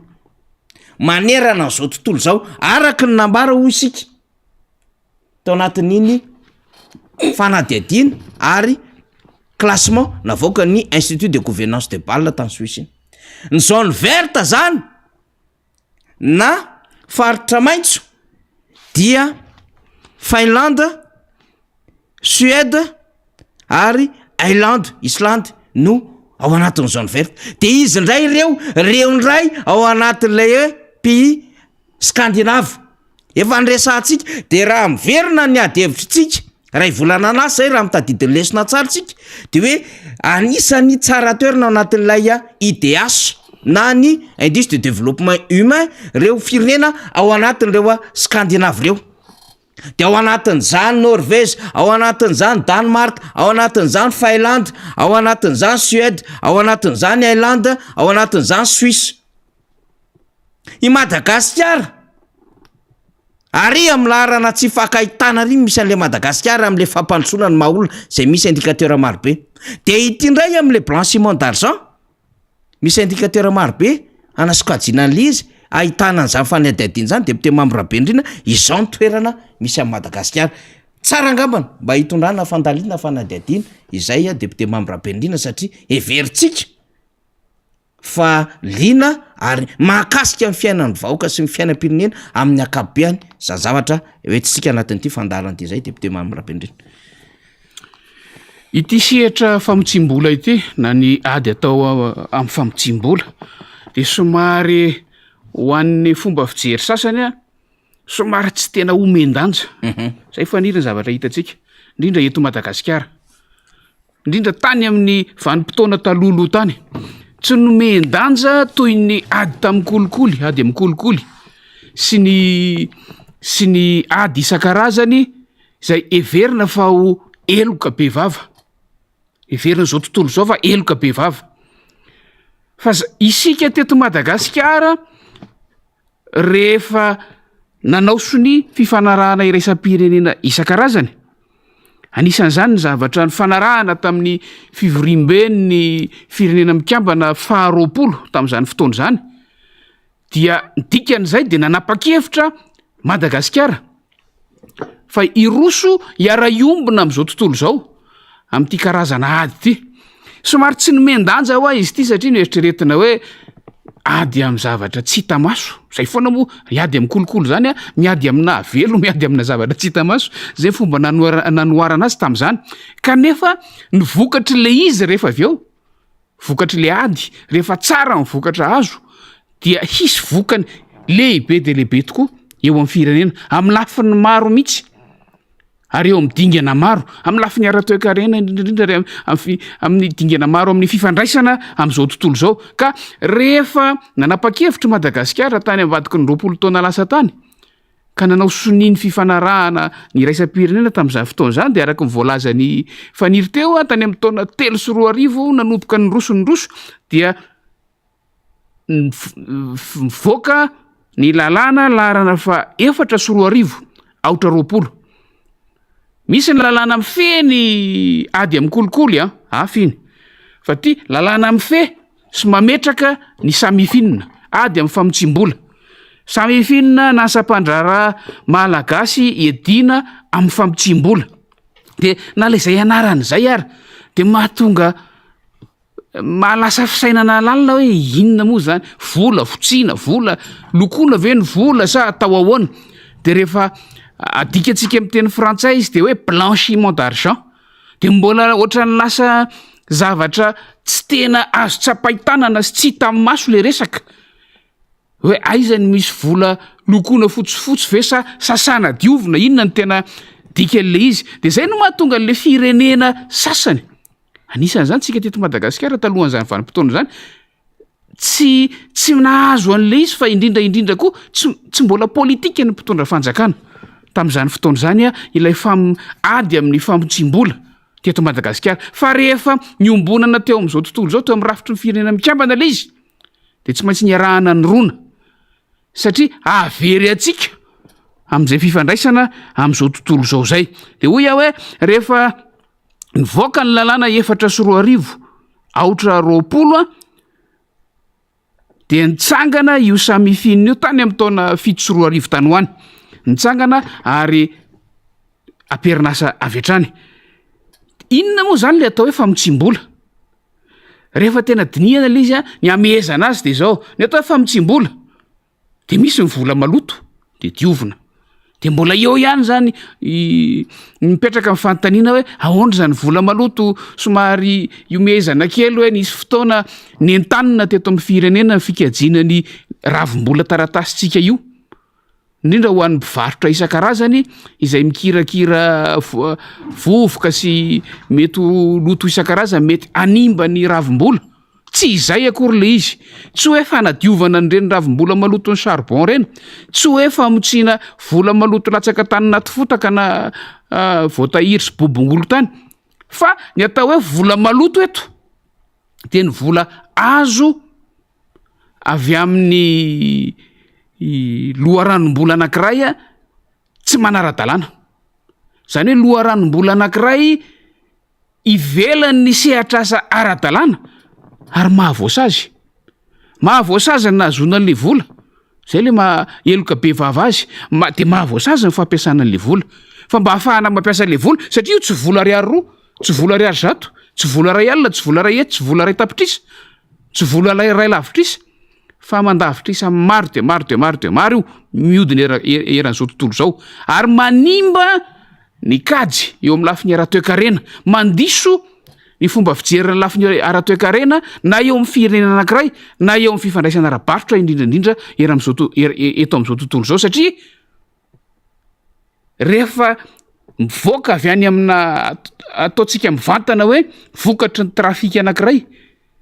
ny loharanom-bola ngeza be anankiray zay no atao hoe vola maloto fa mba hahafahana mampiasa azy aty anivon'ny fiarahamonina sy mampiasa azy ao anivon'ny toe-karen'ny firenena anankiray na ny toe-kareny zao tontolo zao amin'ny ankapobeny de mila diovina izy zay lay famotsim-bola inona ny fanadiovana azy fampidirana azy any anatin'ny sehatra ara-dalàna any anatina varotra fampidirana azy amin'ny fomba hosoka zany any anatina raharaham-barotra any anatina reny volam-barotra capitaux izy tsika fampidirana azy amin'ny alalan'ny fanaovana taratasy sandoka facture sandoka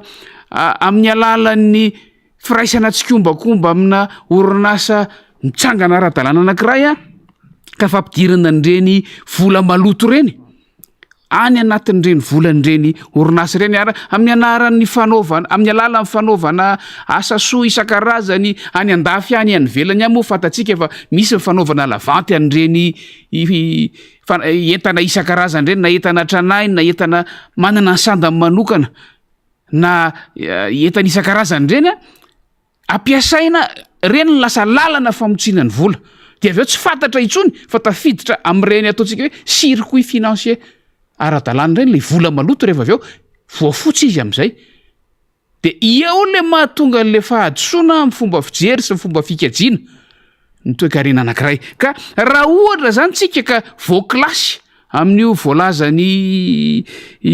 faniry teo hoe top 5 eran'izao tontolo zao indraindray le top io mandiso samy malala tsika ny top 10 ny top 20 ny top 5 indray mety misy mirehare hoe anisan'le 10 voalohany tsika fa 10 voalohany amin'inona 10 voalohany amin'inona 20 voalohany amin'inona fa indraindray tsika raha ohatra ka iaingany amin'ny zavatra tsara ny firenena malagasy de any amin'ny top 180 any amin'ny top 190 nefa maraparana amin'ny firenena rehetra raha amin'izao tontolo zao fa ity le top 5 ty de anisan'le 10 voalohany amin'ny firenena à très haut risque ozy izy amin'ny fomba fiteny frantsay zany hoe firenena zay tena fantatra fa miaina ny famotsim-bola de misy karazany roa io zany farafakeliny misy ny famotsim-bola ataony ato anatiny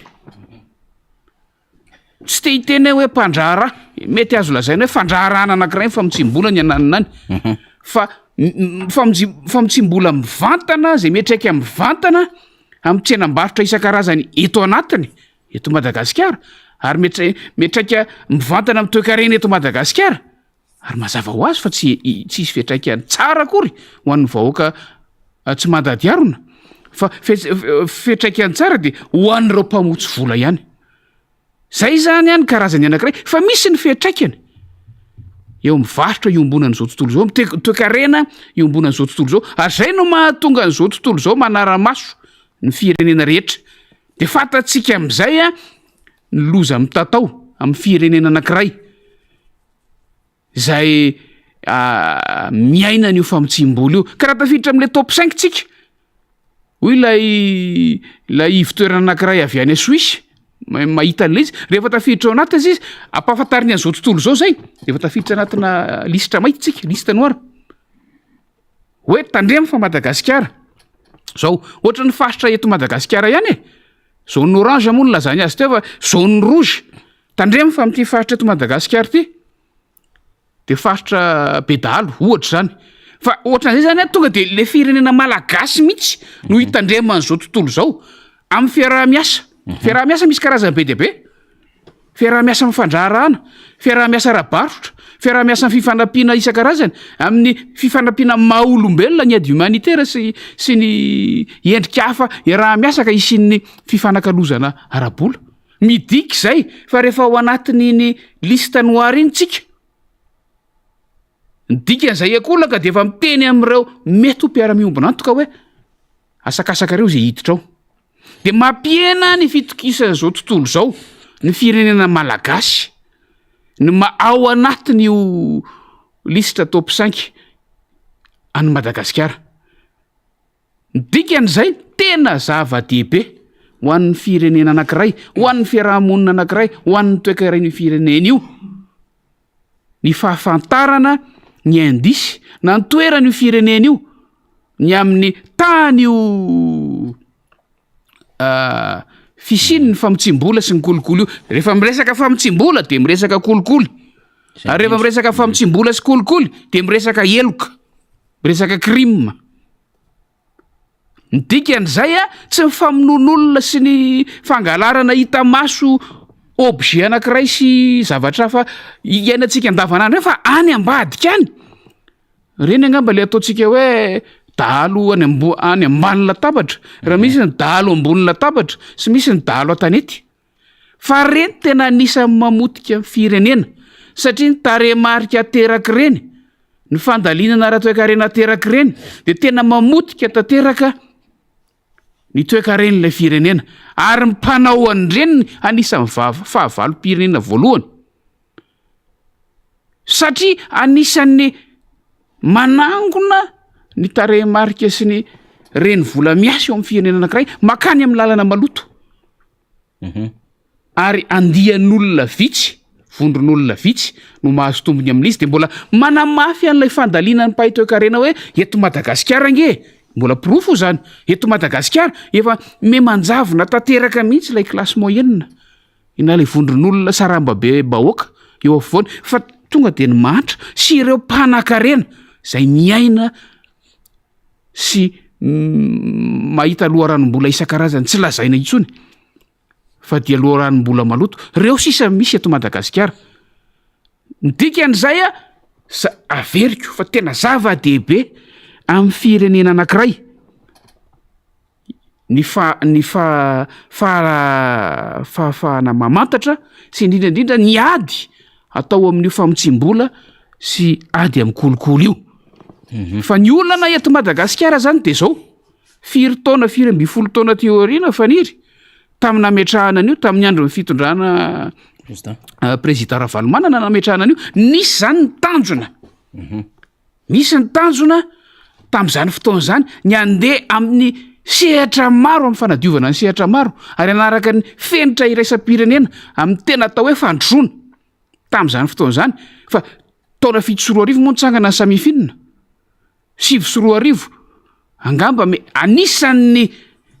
anisan'ny antony nandravana ny fanjakana tamin'izany fotoana zany ireny na resy lahatra ny fitondram-panjakana tamin'izany fotoana zany reny satria manelingelina ny fihinanana sy ny lalam-bola maloto ho an'ireo karazan'olona tamin'izany fotoana zany 20 taona teoriana faniry mbola ao anatin'le top 5 farany ratsy ao anatin'le liste noir ao anatin'le zone orange tsika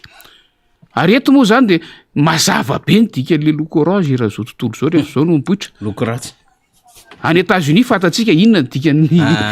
dikan'ny orange le voafonja zany manao an'le combinaison orange de rehefa tena mandinika tsika de tsy gaga tsika rehefa mahita hoe lokona orange Madagasikara fa de fa samy mahalala ny dikany tsika manomboka zao fa amezako ny tegniko sy ny fandalinana foy faniry de zao hoe tsy nahavita ny andraikiny mihitsy zany ireo rafi-panjakana zay napetraka iady amin'ireo karazana eloka be vavy reo matoa antaonany maro aty ariana mbola zany ny toerana misy atsika eto amin'izao tontolo zao ity resaka nyresantsika ity manamafy ny zavatra nyresahany député Mamy Rabendrina teo ny amin'ny hoe famatsim-bola ho an'ireo mpampiororo de gravy ihany le izy rehefa mieritreritra an'le satria lasa misy endrika mampatahotra zany lay fivoahan'ny arena ntsokosoko miala eto Madagasikara ary lasa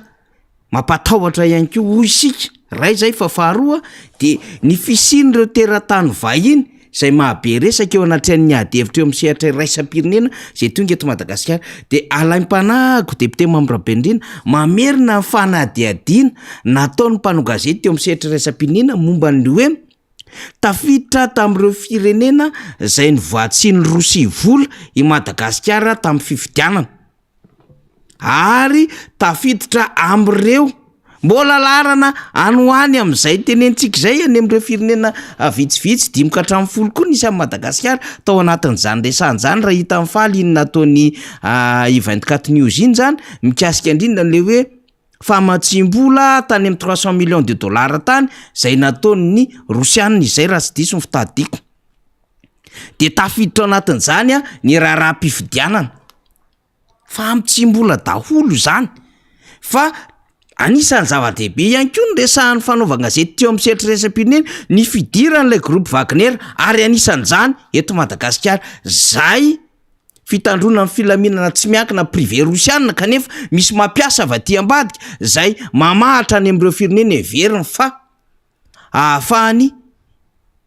mamatsy vola mitantana fanjakana avaty ambadika ary milalaony teo kareny ilay firenena zany de misy endriky ny famatsim-bola fa tsy famatsim-bola daholo zany rehetrarehetra zany io fitsoahana raketra io resaka investissement tsy mazavazava io de endriky ny famatsim-bola araka ny nambarany député Mamy Rabendrina teo le hoe vola maloto tsy le lotom-bola eto fa le fomba nahazona an'le vola avy any am'sehatra misy azy any de hoentina mpandrara de miodina avy any amina orinasa de rehefa aveo iny atao any amina karazana crédit kely samihafa de rehefa aveo iny zany hoe mandalo amina orinasa hafa de ahodiny iny de rehefa miodiny iny de alefa hividianana mety zavatra goavana ny hitantsika materiel na zavatra natiora fa mety ho vatsiana ihany ko amina resaka fananganana orinasa na amina fikambanana samihafa. Zay le endriky le vola manotona le circuit an'le izy zay. De tsy kakitsika raha ohatra hoe voatono Madagasikara député Mambrabendrina satria inona raha teo koa moa tsy nanonona Madagasikara nanomboka 7 indrindra 7 de miandro indray zany tsika hoe inona ndray raha mba fanazavana fanadiova-tsaina ho ataony lay mpitondra sy mipanoha anazy mikasika itony zavatra itony satria tena tsy maintsy hiparitaka eo am'seritreresa-pirenena ny fanadiadiana ataona institut ohatran'izao indrindra moa atokavantsika ny am'le adevitra faharoa député Mambrabendrina inona le adevitra faharoa tsika resana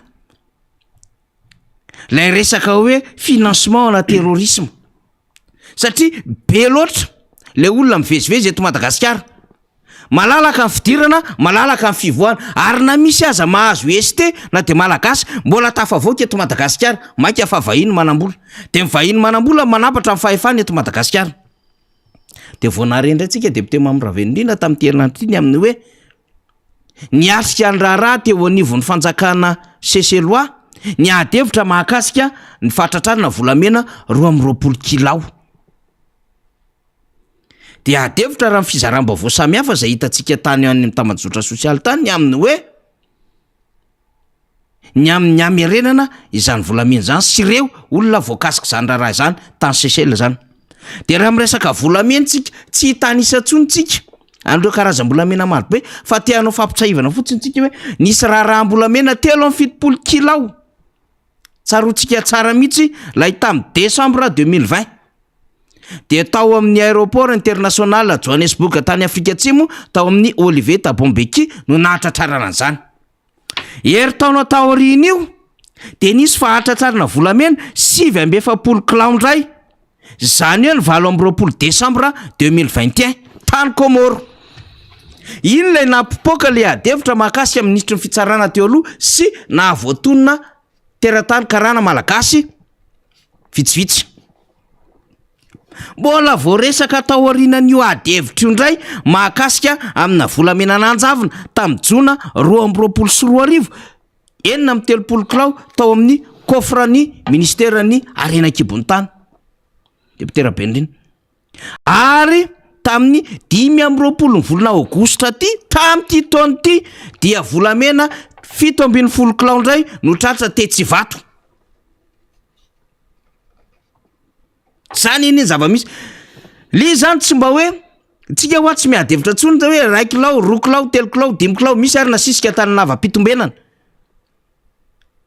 ny 2 kilao sy 3 kilao zany moa fa be da be zany fa itony resahantsika itony de plus de 10 kilo tony nanjavina ny tratra ary ny efa lasa ny velany zany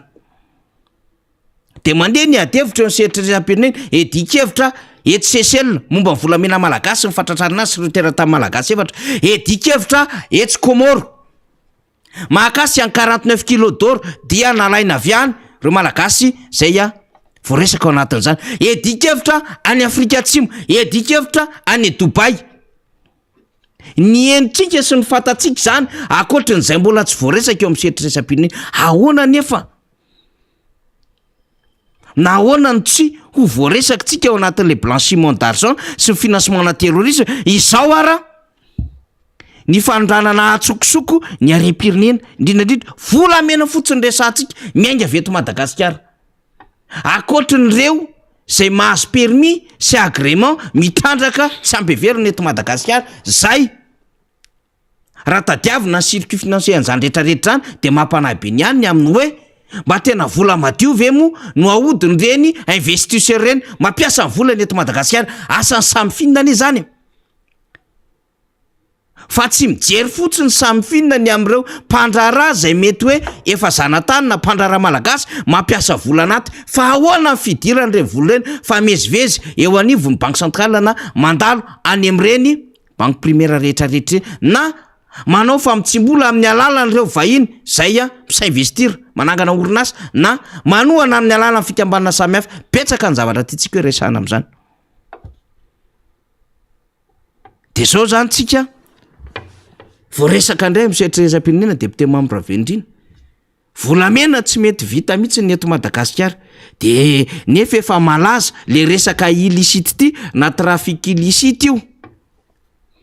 na resaka exportation illicite io de anisany sy ny importation ihany koa zay miditra eto Madagasikara mibaranahana dia mampametra-panontaniana resaka blanchiment d'argent efa tsy resahantsika etsony zany Panama Papers efa tsy resahantsika etsony zany mety hoe tsy amin'ny Panama indray ny apetraka le vola tsy resahantsika etsony zany ny vola mipetraka sasany any amin'ny banque suisse manao placement satria zany efa zavatra nresahantsika taloha fa tena misy feno vaofoana mitranga eto Madagasikara raha mbola mena indray député membre Vendrina zay elotry misy mifandraindraika kely ihany ho isika am'tony de zao efa tafiditra eto Madagasikara ny cocaïne ny héroïne sy ny sisa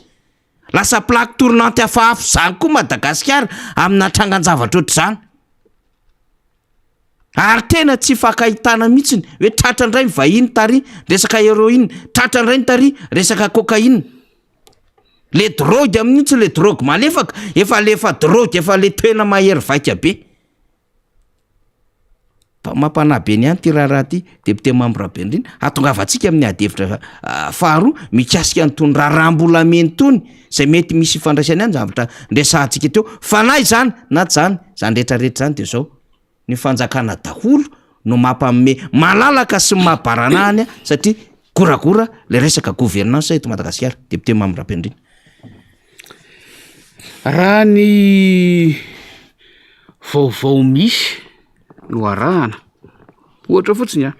amin'ny teknôlôjia vaovao moa za moa tsy de mafeny io faniry fa raha manoratra amin'ny ilay Google hoe trafic d'or à Madagasikara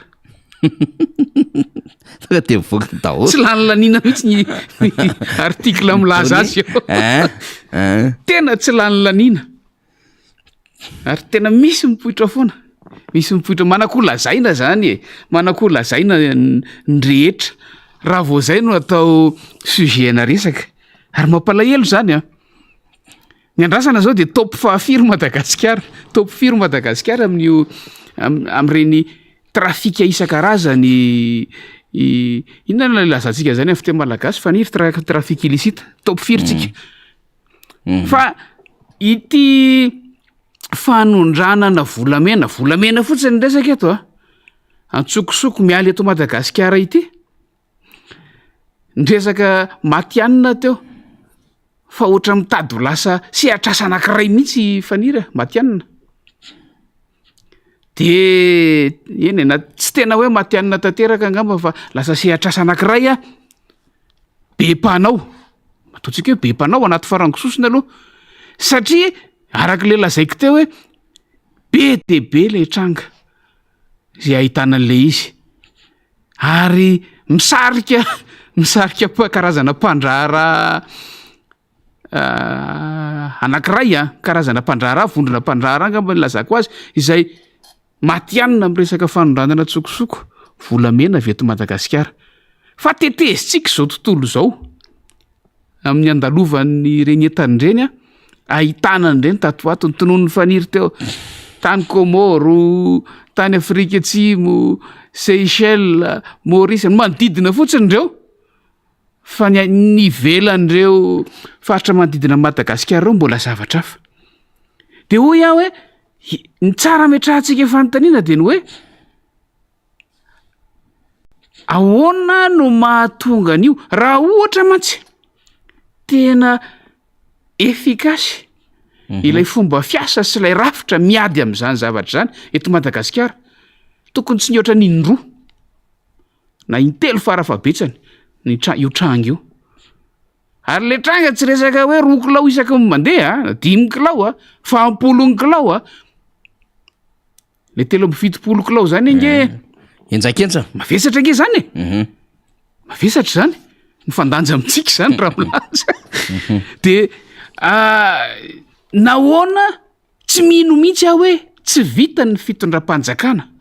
no mametraka paikady amin'ny alalan'ny ministera amin'ny alalan'ny gouvernemanta paikady manokana anapahana tanteraka io tambajotra io fa matoy io mbola mitoy de misy firaisana tsikombakomba faran'zay avo lenta ao tsy ady hevitra am'izany tsika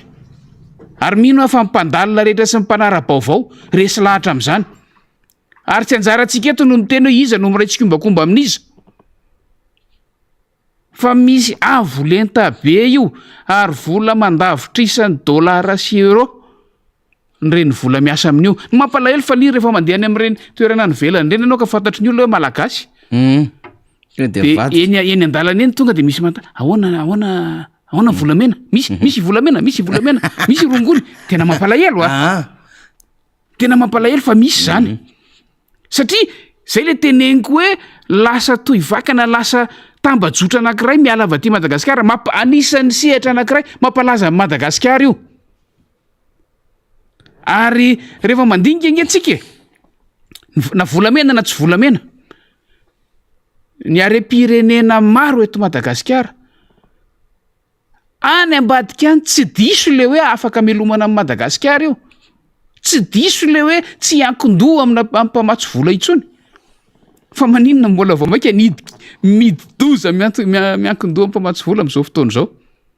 raha hainina piasa azy na hoe na araky ny tokony ho izy ny fampiasana azy fa midiky zany mipoditra ireo karazana osoka karazana trafika isan-karazany amin'ny karazana are-pirenena reo de midiky zany fa niodina ilay zahatra naharesy lahatra tany aloha niodina tsy araky ny tokony ho izy de manampy ilay lisitry ny famotsim-bola teo satria reny no loharam-bola ivoahan'ny vola maloto rehefa avy eo ny vola miasa am'ireny fanondranana tsokosoko reny no loharanom-bola maloto ary makaiza ny vola amindreny ny akamaroan'ireny niverina eto Madagasikara amin'ny fomba maloto de mifampitoy am'le ady hevitra teo faniry satria rehefa verina eto izy de reo ihany nge reo mpanondrana tsokosoko reo ihany mamotsy ny vola rehefa avy eo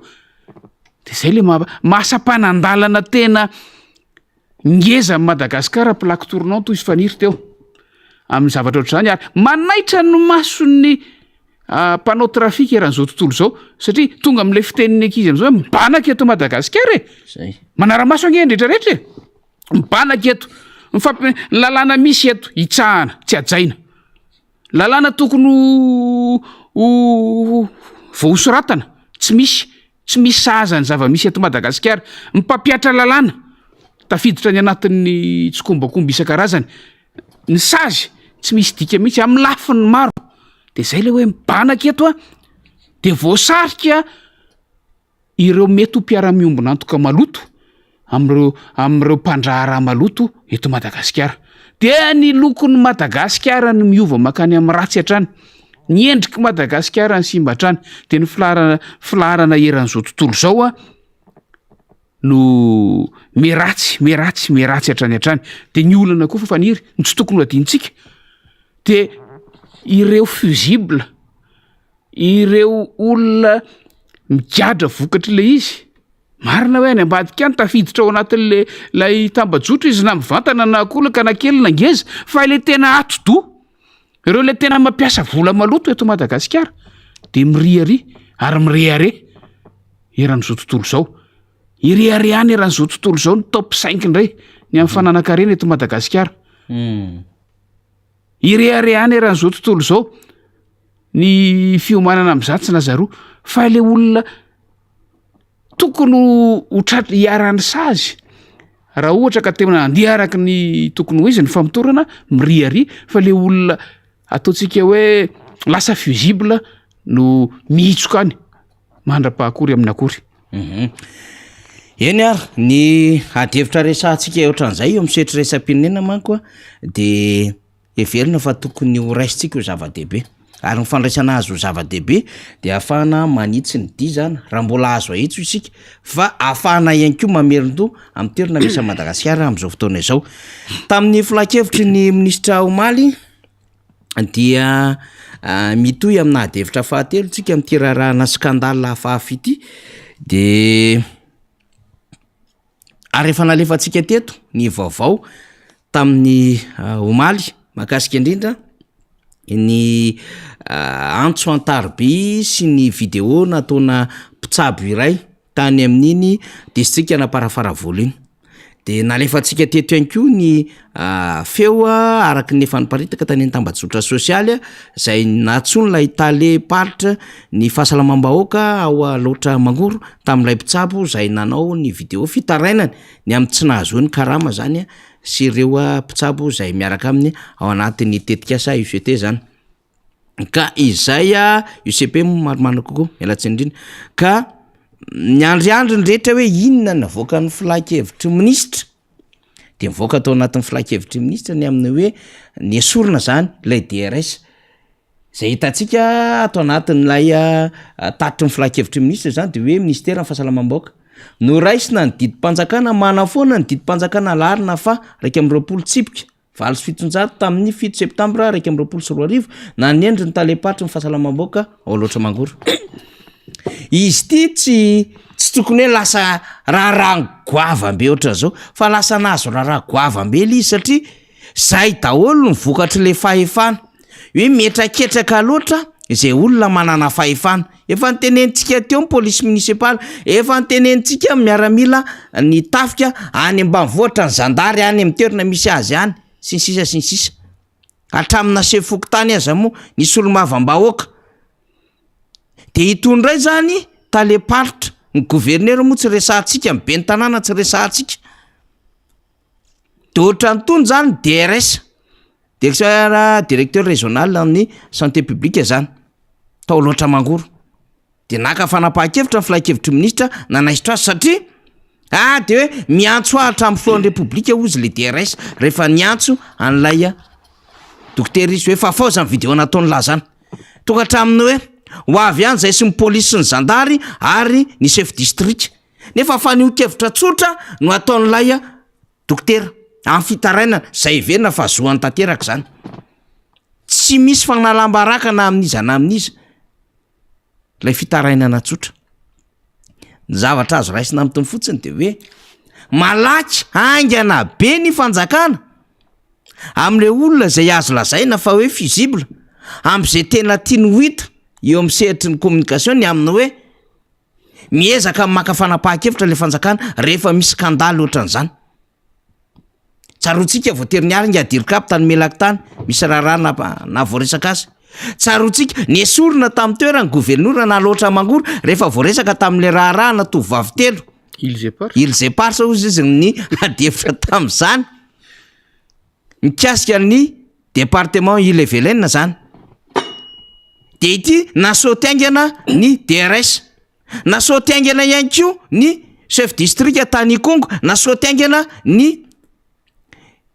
directeur régional ny sécurité publique tany Vatovavy Fitovinany rehefa mipoaka ny raharaha Kongo be da be zany no asaoty rehefa misy trangan-javatra ohatran'izao fa misy nefa trangan-javatra lehibe député Mambrabe ndriny tsy mbola andraisa ny fanjakana fanapahan-kevitra fefahadevitra lehibe zay vao tonga an'izany fa mbola misy aza na hoe ny esorina tamin'ny andraikiny mbola miezaka miseso mitabataba foana tsy resaka ny raharaha SMMC tsika ahoana ny efa ranony Airmads Madagascar Airlines ahoana ny raharaha Knaps lasa one any ivelany any le tale généraly iza siza mifandray tamin'ireo to mbola nakavola tao ny tanàna Antananarivo tamin'ny alalan'ny be ny tanàna aiza ny toy an'izany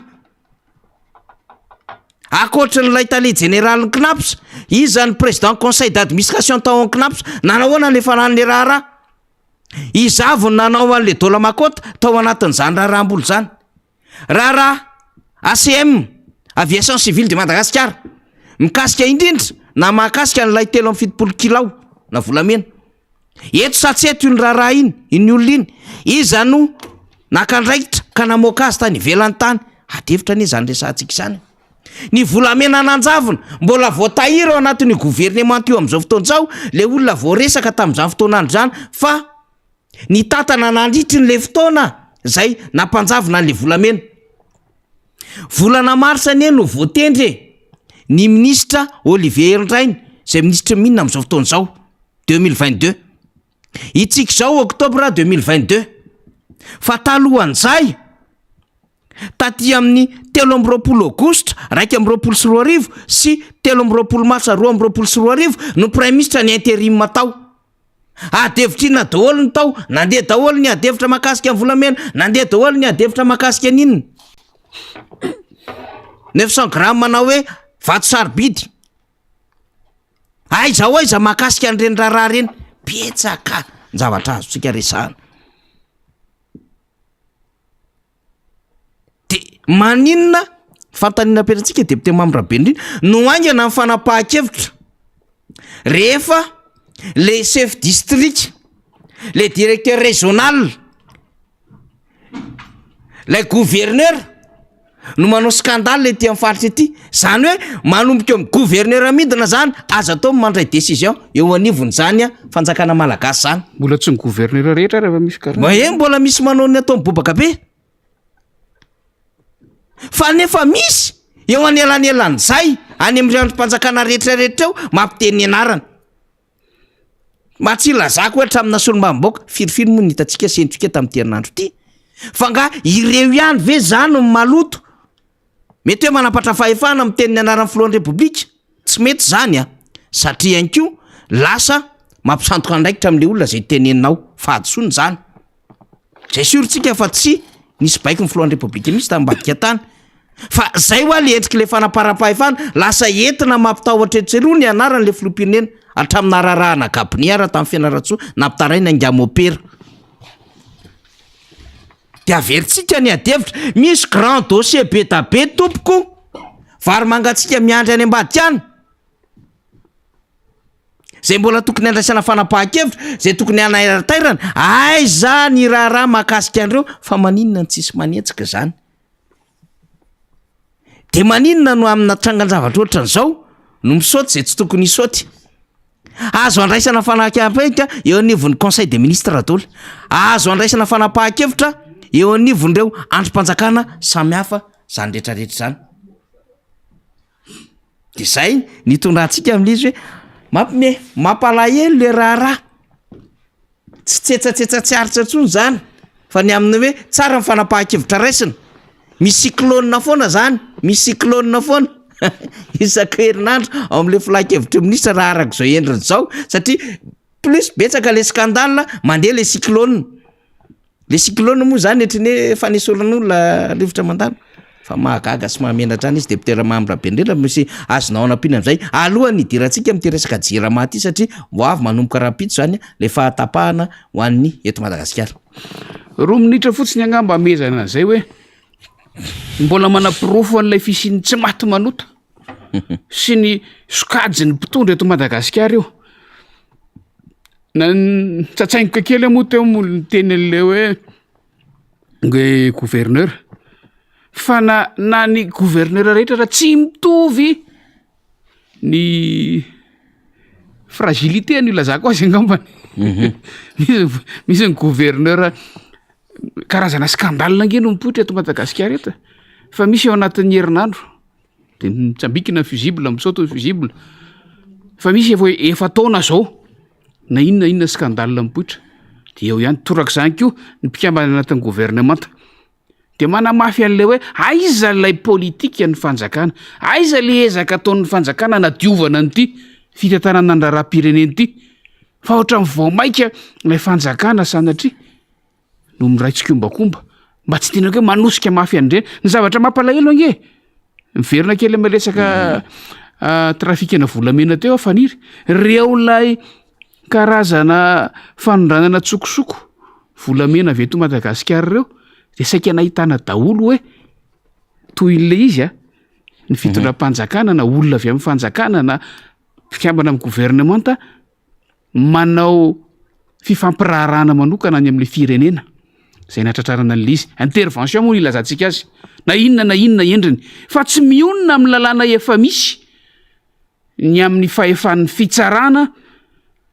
na ny amin'ny aty Madagasikara na ny any amin'ireny toerana na hatratrarana azy ireny. Misy dikany a matoa nisy ny fifanarahana meloha fa na inona ka nitranga de manao intervention avy hatrany le fanjakana malagasy ny amin'ny hoe alefa sy mody aty aminay ireo, alefa sy mody aty aminay volamena, tsy manaja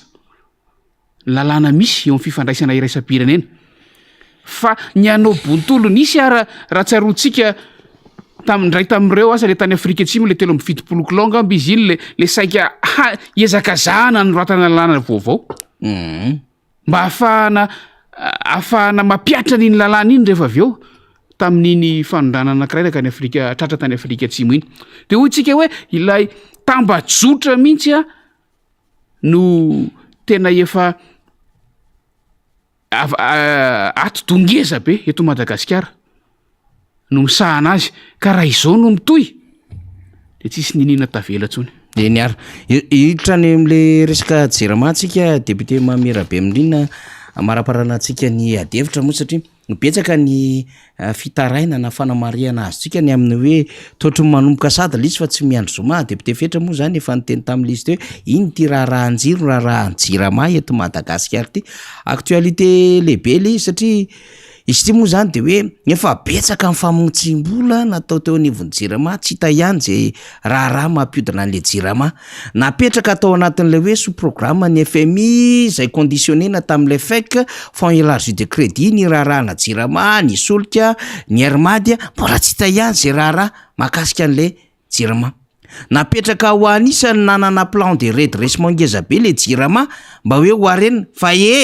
mbola tsy hita be niany. Ary ity moa zany de hoe atramilay raha ny jirama nivon'ny sapan-drara miady amin'ny kolokolo aza moa mbola tsy hita tsara ny fandehan'le rara zay mikasika indrindra an'ilay hoe prime de performance zany kanefa mbola ao amin'ny fitantanana an'le jirama ihany le olona voatonona ao anatin'izany prime de performance zany.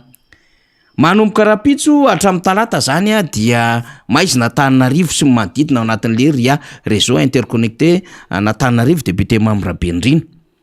De efa mandeha le salegy samihafa za rehefa mahazatra moa le fahatapahan-jiro na le jiro mipipika Girlandy na za rehefa mahazatra ihany koa le hoe misy mikitikidika ny interrupteur ozy ry zalazay rehefa mandeha le délestage ny jirama de izy indray zao mikitikidika interrupteur ao amin'ny jirama zao fatry ny efa matimaty ny jironay vazivazy mampime mahasositra lizy raha miresaka n'ity resaka jirama ity fa ianao solombavam-bahoaka eny amin'ny tontolo zay misy ny député Mamirabe Mirina eny ko zany de aleo mba tsara resahantsika ihany le hoe manam-piniavana hanarina le mpiasa fa tsy manana fahaizana hitatana sy anao fanarenana any jirama lay mpitondra fanjakana sy lay eo anivon'ny direction am'izao fotoana zao antsika ka io ny zavatra mahazo an'le orinasam-bahoaka député Mamirabe Mirina. Araka le teny faniry teo efa zary fahazaran-dratsy za rehefa nahita lay filazana tamin'ny tambajora serasera no hoe isy ny fatapahana mandritry ny efatrandro angaby izay fienan'ny tanjaka azo ampiasaina moa zany satria hoe tsy asa ny any andekaleka raha azoko tsara ny fanazavana raha teknika de tena tsoroko amin'ny maha-olombelona fa tsy taitra vetrany tsy taitra vetrany fa avy eo rehefa nandinika le taremarika sy rehefa nieritreritra le andekaleka eo vao tonga saina hoe ratsy lavitra noho nisan'andro ange zany ty resaky ty fa lay fahatapahana jirama nge tsy amin'ny akapobe tsy misy filazana zany raha tsy ilaza fahatapahana de zay na tonga tsy taitra tao anatin'le izy ary mampalahelo de ny malagasy zatra tsy loatra n'izay zavatra izay amin'izao fotoana izao kanefa io nge fiainana andavanandro malagasy nge ny any atokantrano zany ny azavana ny jiro sy efa zatra nge amin'ny malagasy efa nizarinareo ratsy ny gasy nizarinareo maizina ny gasy fa ilay fetraikanyio amin'ny asa fivelomana andavanandro ho an'ny tena mpampiasa tanjaka ambony amin'ny asa fivelomana asa raha tsapany tompona andraikitra na tsapany fa ininy tsy raha ina ny fahatiantoka ateraka zany andekaleka tsy miodina efatrandro zany fa eo ny famotsim-bola eo ny trafikana volamena mbola ampin'ny jirama tsy miasa efatrandro de ho gaga ve le fanjakana rehefa avy eo raha ohatra ka mivoaka moins lavitra noho ny teo aloha andrasana moa zao ny prévision e fantatsika tsara ny ady hevitra tamin'ny resaka loi de finance teto-bolam-panjakana izay na ny tany amin'ny loi de finance initiale niasana tamin'ity taon'ity na loi de finance rectificative tamin'ny volana me izay nanaovan'ny fanjakana ataoko hoe bodongirina nampandanina zay tian'olonanina tao niantritsika hoe realiste ve mifanojo amin'ny zavatra izy marina ve reny ve raha ohatra ka mifanjakana ihany no miteny hoe tsy misy krizy eto Madagasikara miandra ny tarehimarika ivoakotsika sy ny ady hevitra andeha amin'ity fivoriana zay anomboka amin'ny herinandro ity fivoriany anteny mira rotota fa hatreto de mbola manamafy foana averiko androa moa tsika tsy niresaka afa-tsy zay no hoe tsy fisian'ny politika matotra misehatra rehetra na de amin'ny fahalovana isan-karazany io na de amin'ny tsofandriam-pahalemana io na de amin'ny fahantrana io na ezaka makany amin'ny fandrosoana isan-karazany ndresantsika teto moa nandritra ny firerinandro zay fiandrasana n'ity PEM ity zay efa aty amin'ny faran'ny mandat zay vao mivoaka zay vao hoe ho avoaka kory azy efa niembotra firerinandro ndray de miandritsy zay le tsy fahamatorana nisy fotoana ndray mandeha zay ny teny hoe tena ohatra manao tsokonina mihitsy reto mpitondra fanjakana reto mitondra le firenena fa tena mampalahelo izy fa zary zarinareo ratsy loatra le malagasy miandritsika inona moa manatsafidy ve le malagasy fa ho avy ny fotoana ivoahan'ny tena safidiny de ho hitatsika eo misy vaovao moa miely any député membre Rabenrina de mbola miresaka ny namana falitsika teknisiana zany mezaka mitrandraka le vaovao zany fa ity vaovao ity de tena mba angatahantsika amin'ny version officielle zany ho an'ny fanjakana malagasy satria miparitaka moa zany ty vaovao ty de raha ity fiparitahany ty vaovao ty zany de mampametra mpanontaniana be ny any satria misy fivoriana maika zany teo anivon'ny firenena mikambana zany de mampametra mpanontaniana be ny any ny amin'ny position Madagasikara zay hikaroantsika zany tena vaovao eo misehatra iraisam-pirenena mahakasika n'ity vaovao ty ary raha ohatra ka hoe ny fiparitahany zay vaovao zay zany de tokony hitondrany ny fanjakana malagasy zay tena version officielle ny amin'ny position satria tamin'ny voalohany resaka raha Ukraine sy Russie ty amaraparanantsika azy député Mamy Rabenrina satria ohatrohatran'izao zany le fitrandraham-baovao zay nikaroantsika amin'ny teny anglisy moa izy ty zany accent kely faly azafady de hoe misy zany ny assemblée générale andreo firenena 370 zay eo anivon'ny filakevitry ny firenena mikambana zany zay tamin'ny alarobia teo omaly zany mahakasika indrindra ny condamnation na fanemelohana any Russie zany zay teo aloha zany lay nanao an'le fitsapahan-kevim-bahoaka tsy ara-dalàna am'ireo faritra zany zay tsabahany Russie any Ukraine de iza moa reo faritra andresan'ireo zay nanaovana an'le annexion zany dia Donetsk, Kherson, Luhansk, Zaporizhia dia reo zany le faritra zany dia ny résolution zany taminatin'io zany de hoe tafiditra anatin'le territoire ny Ukraine zany reo faritra reo zay arovana zany ka rehefa nandeha le voty teo anivon'ny firenena mikambana dia 370 zany favorable zay nanameloka any Rosia fa misy firenena hafa zany Rosia, Belarusia, Korea Avaratra, Syria, Nicaragua zany dia pour any Rosia anatin'izay zany pour any Rosia ary ny 5-30 zany dia nanao abstention tsy momba ny atsy na ny aloha de jerevitsika le tableau miparitaka any azafady faly mba alefa kely azafady zay zany adikako maimaiky amitsika lizy ty zany le vaovao fa ty le tableau miparitaka any am'le tableau zany député membre Rabenrina itsy l izy am'le voatinina zany 12 oktobra io omaly zany omaly 12 oktobra ity manko a le angatahantsika fa nazavana tsara misy ty de hoe nanameloka zany am'ilay fanafihan'ny Rosia sy lay indrindraindrindra lay référendum mazay nataon'ny Rosiana am'le annexion nataony zany a Madagasikara ao anatin'le 370 satria maitsomaitso izy io de io izy io ao anatin'lay misy karazana médaillon kely zay milaza an'izay da ilay poroan'ny Rosia zany de 5 de reo izy reo fandraisantsika Rosia, Belarosia, Nicaragua, dia Syria, dia Korea Avaratra dia nanao abstention 5-30 de ity zany satria miparitaka ty vaovao ty resaka diplomasia malagasy ty ary tena diplomasia ny seritreretam-pirenena député membre Bendriny isika de efa niresaka tam'ty inona ny position Madagasikara ary nangatahan' zao tontolo zao mihitsy io fomba fanafiana nataon'ny Rosia any Ukraine io de Madagasikara moa zany fidy an'le hoe tsy omba niatsy na any aroa le système non aligné io zany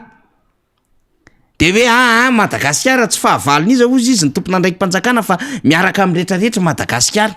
anko fa reo sika député membre Bendriny aty aoriana zany de misy an'ity vaovao ty de mba tsara ihany no angatahan-kevitra zany hoe inona le fiovana mahery vaika araka fomba fitenin'ny Tatandrazazy zay hoe mahery vaika ny amin'ny hoe nahatonga n'le position antsika fa tony eo am'seritry ny diplomasia iraisam-pirenena zany tony tsy mandehandeha ho azy de zay nangatahantsika ihany ny amin'ny hoe mba tsara ihany miendrika azo ny version officielle le vahoaka malagasy satria le vaovao ohatrany miparitaka apetratsika tsara zany baraingim-panontaniana ny position ny eta malagasy iny ve raha position ny eta malagasy mazava iny officielle iny vaovao iny de mba mitondra fanazava-kevitra ny eo anivon'ny MAE zay mitatana ny diplomasia malagasy par rapport amin'iny zavatra nitranga manoloana ny fivoriana zay nitanterahan'ny firenena mikambana iny fa teo zany tsika tao anatin'le tsy momba ny antsy na ny aroa nanao abstention raha any zay faly le tableau mitovitovy an'iny tsy le vote natao tamin'ny fiandohan'ny heritaona teo le fivorian'ny firenena mikambana de tsara trandrahantsika zay tableau zay hoe tay zany position raisitsika eto zany tsika de miditra amina position vaovao tsetsatsetsat tsy aritro ny vaovao zany ary manitikitiky ny saina député membre Bendrina zay tadiavantsika moa zany le tena version officielle satria vaovao mitotona omaly iny nangingina fa everitsika zany fa manaitra ny saina ihany ny amin'ny toerana misy a Madagasikara zay efa rehefa voatery ane de tsy maintsy manaraka n'le rindran-daminy zao tontolo zao ihany député membre Bendrina politika mpanjakana amin'ny akapobeny mihitsy no anisan'ny voakasika amin'io amin'ny fifandraisana iraisam-pirenena satria araka ny voalaza teo efa nanana ny fanapahan-kevitra ny raisiny ny firenena malagasy fantatsika ny tantara fa niezaka nandresy lahatra sy nanera ny fanjakana malagasy haka position handray fanapahan-kevitra na ny pomba ny Rosia ny Rosianina mihitsy moa zany na ny mpanohitra ny fanafihana ataon'ny Rosia any Ukraine fa ny fantatsika farany ny vaovao ofisialy tsy netiny laza fombana ny atsy na ny aroa mihitsy ny fitondram-panjakana malagasy de raha mipoitra io zavatra io tsy avy amin'ny tambajotra ny communication ny fanjakana malagasy na hitantsika an'io avy any amin'ny loharam-baovao hafa ny nahitantsika an'io fantatsika tsara vao nisy filan-kevitry minisitra fa omaly zahatra faran'izay ngeza sahala am'izao midika mantsy hoe fiovan-kevitra nisy fanapahan-kevitra zany tao lasa misy fironana makany amin'ny anankiray manameloka zany midika fa maka position miaraka amin'ny mpanameloka rehetrarehetra ny ady zay taritiny Rosia any Ukraine io ary raha ohatra fanapahan-kevitra faran'izay ngeza ny lazaina tamin'ny fomba ofisialy tamin'ny endrika maro teto Madagasikara seran'izao tontolo raha misy ny fiovana de tokony isy zany fanambarana amin'ny fomba ofisialy ataon'ny fitondram-panjakana farafaratsiny amin'ny alalan'ny ministeran'ny raharaham-bahiny malagasy izay manova ilay fanapahan-kevitra ofisialy efa niainana tato anatin'izay tapataona mahirikely zay a nisy ny ady teo am'ireo firenena rototoy reo fa inona zany no mitranga raha raisitsika hoe io ny vaovao farany marina ary mino sika fa zay no izy de misy zahatra afeniny fitondram-panjakana eto Madagasikara zany hoe io vaovao io mihitsy no afenina fa inona no antony satria mazava ho azy fa tsy tiana hafantatra matoa afenina tsy tiana ho fantatra ny vahoaka malagasy tsy tiana ho fantatry ny mpanara-baovao tsy tiana ho fantatry zao tontolo zao any amina fandatsaham-bato voty any no ahitana an'le izy fa maninona no afenina satria anelingelina ny fifandraisana am'ireo rehetrarehetra ireo na ny andaniny na ny ankilany fantatsika fa ao anatin'ny fanaraham-baovao ny fifandraisantsika amin'ny firenena rosiana indrindrandrindra dia maro ny zavatra efa takotakonana fifanarahana tetsyteroa ny fivahinianana sy ny fifamangina isan-karazany izay tsy mazava hoe inona no antony efa maro ny nafenina de raha nyteny ateo hoe inona ary no antony mety anafenana n'io vaovao io de hoy ateo hoe satria tsy tiana ho fantatry ny rehetrarehetra na ny andaniny na ny ankilany ho raisitsika hoe tsy tiana ho fantatry ny aty amin'ny mpanafika ny Ukraine satria ahihina tombanana fa misy ny zavatra misy ny fifanarahana efa nafenina hatrany am-boalohany tany kanefa tereniny zava-misy tereniny politika iraisam-pirenena tereniny engrenage rehetrarehetra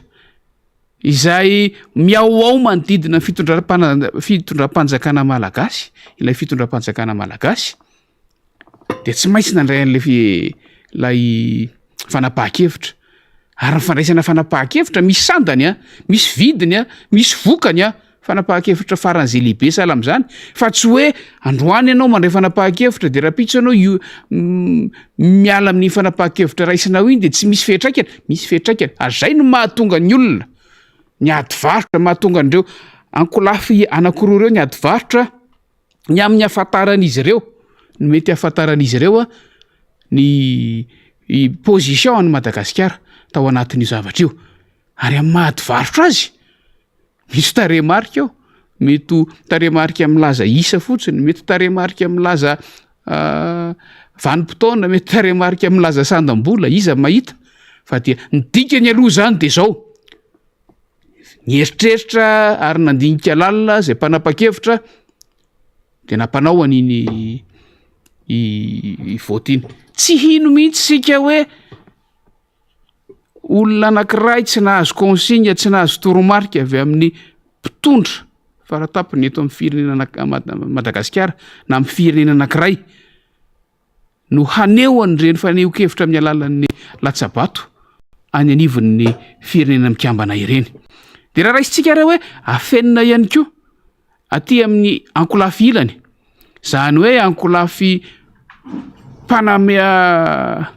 mpanameloka ny fanafian'ny Rosia ny Ukraine de misy antony koa ao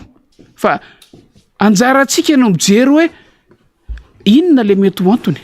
ho an'ny firenena mahantra toa any Madagasikara ho an'ny firenena any amin'ny zone orange toa Madagasikara aiza ny enjeu aiza no mety fetraika ny fanapahan-kevitra raisina fa ny tena ratsy de ity afenina amin'ny mpanara-baovao sy ny vahoaka malagasy ilay vaovao zay raha vakina maimaika faniry iny zavatra iny hoy ateo hoe omaly nisy conseil des ministres tokony ho talohan'ilay fanapahan-kevitra raha nefa nisy ny communication fa mbola azo natao tsara omaly misy ny atao hoe communication verbale am'ireny fanaovana filan-kevitra isan-karazany ireny tokony nampahafantarina ary takitsika ny mangarahara ny amin'izay tena toerana raisin'ny Madagasikara amin'ny fifanolanana misy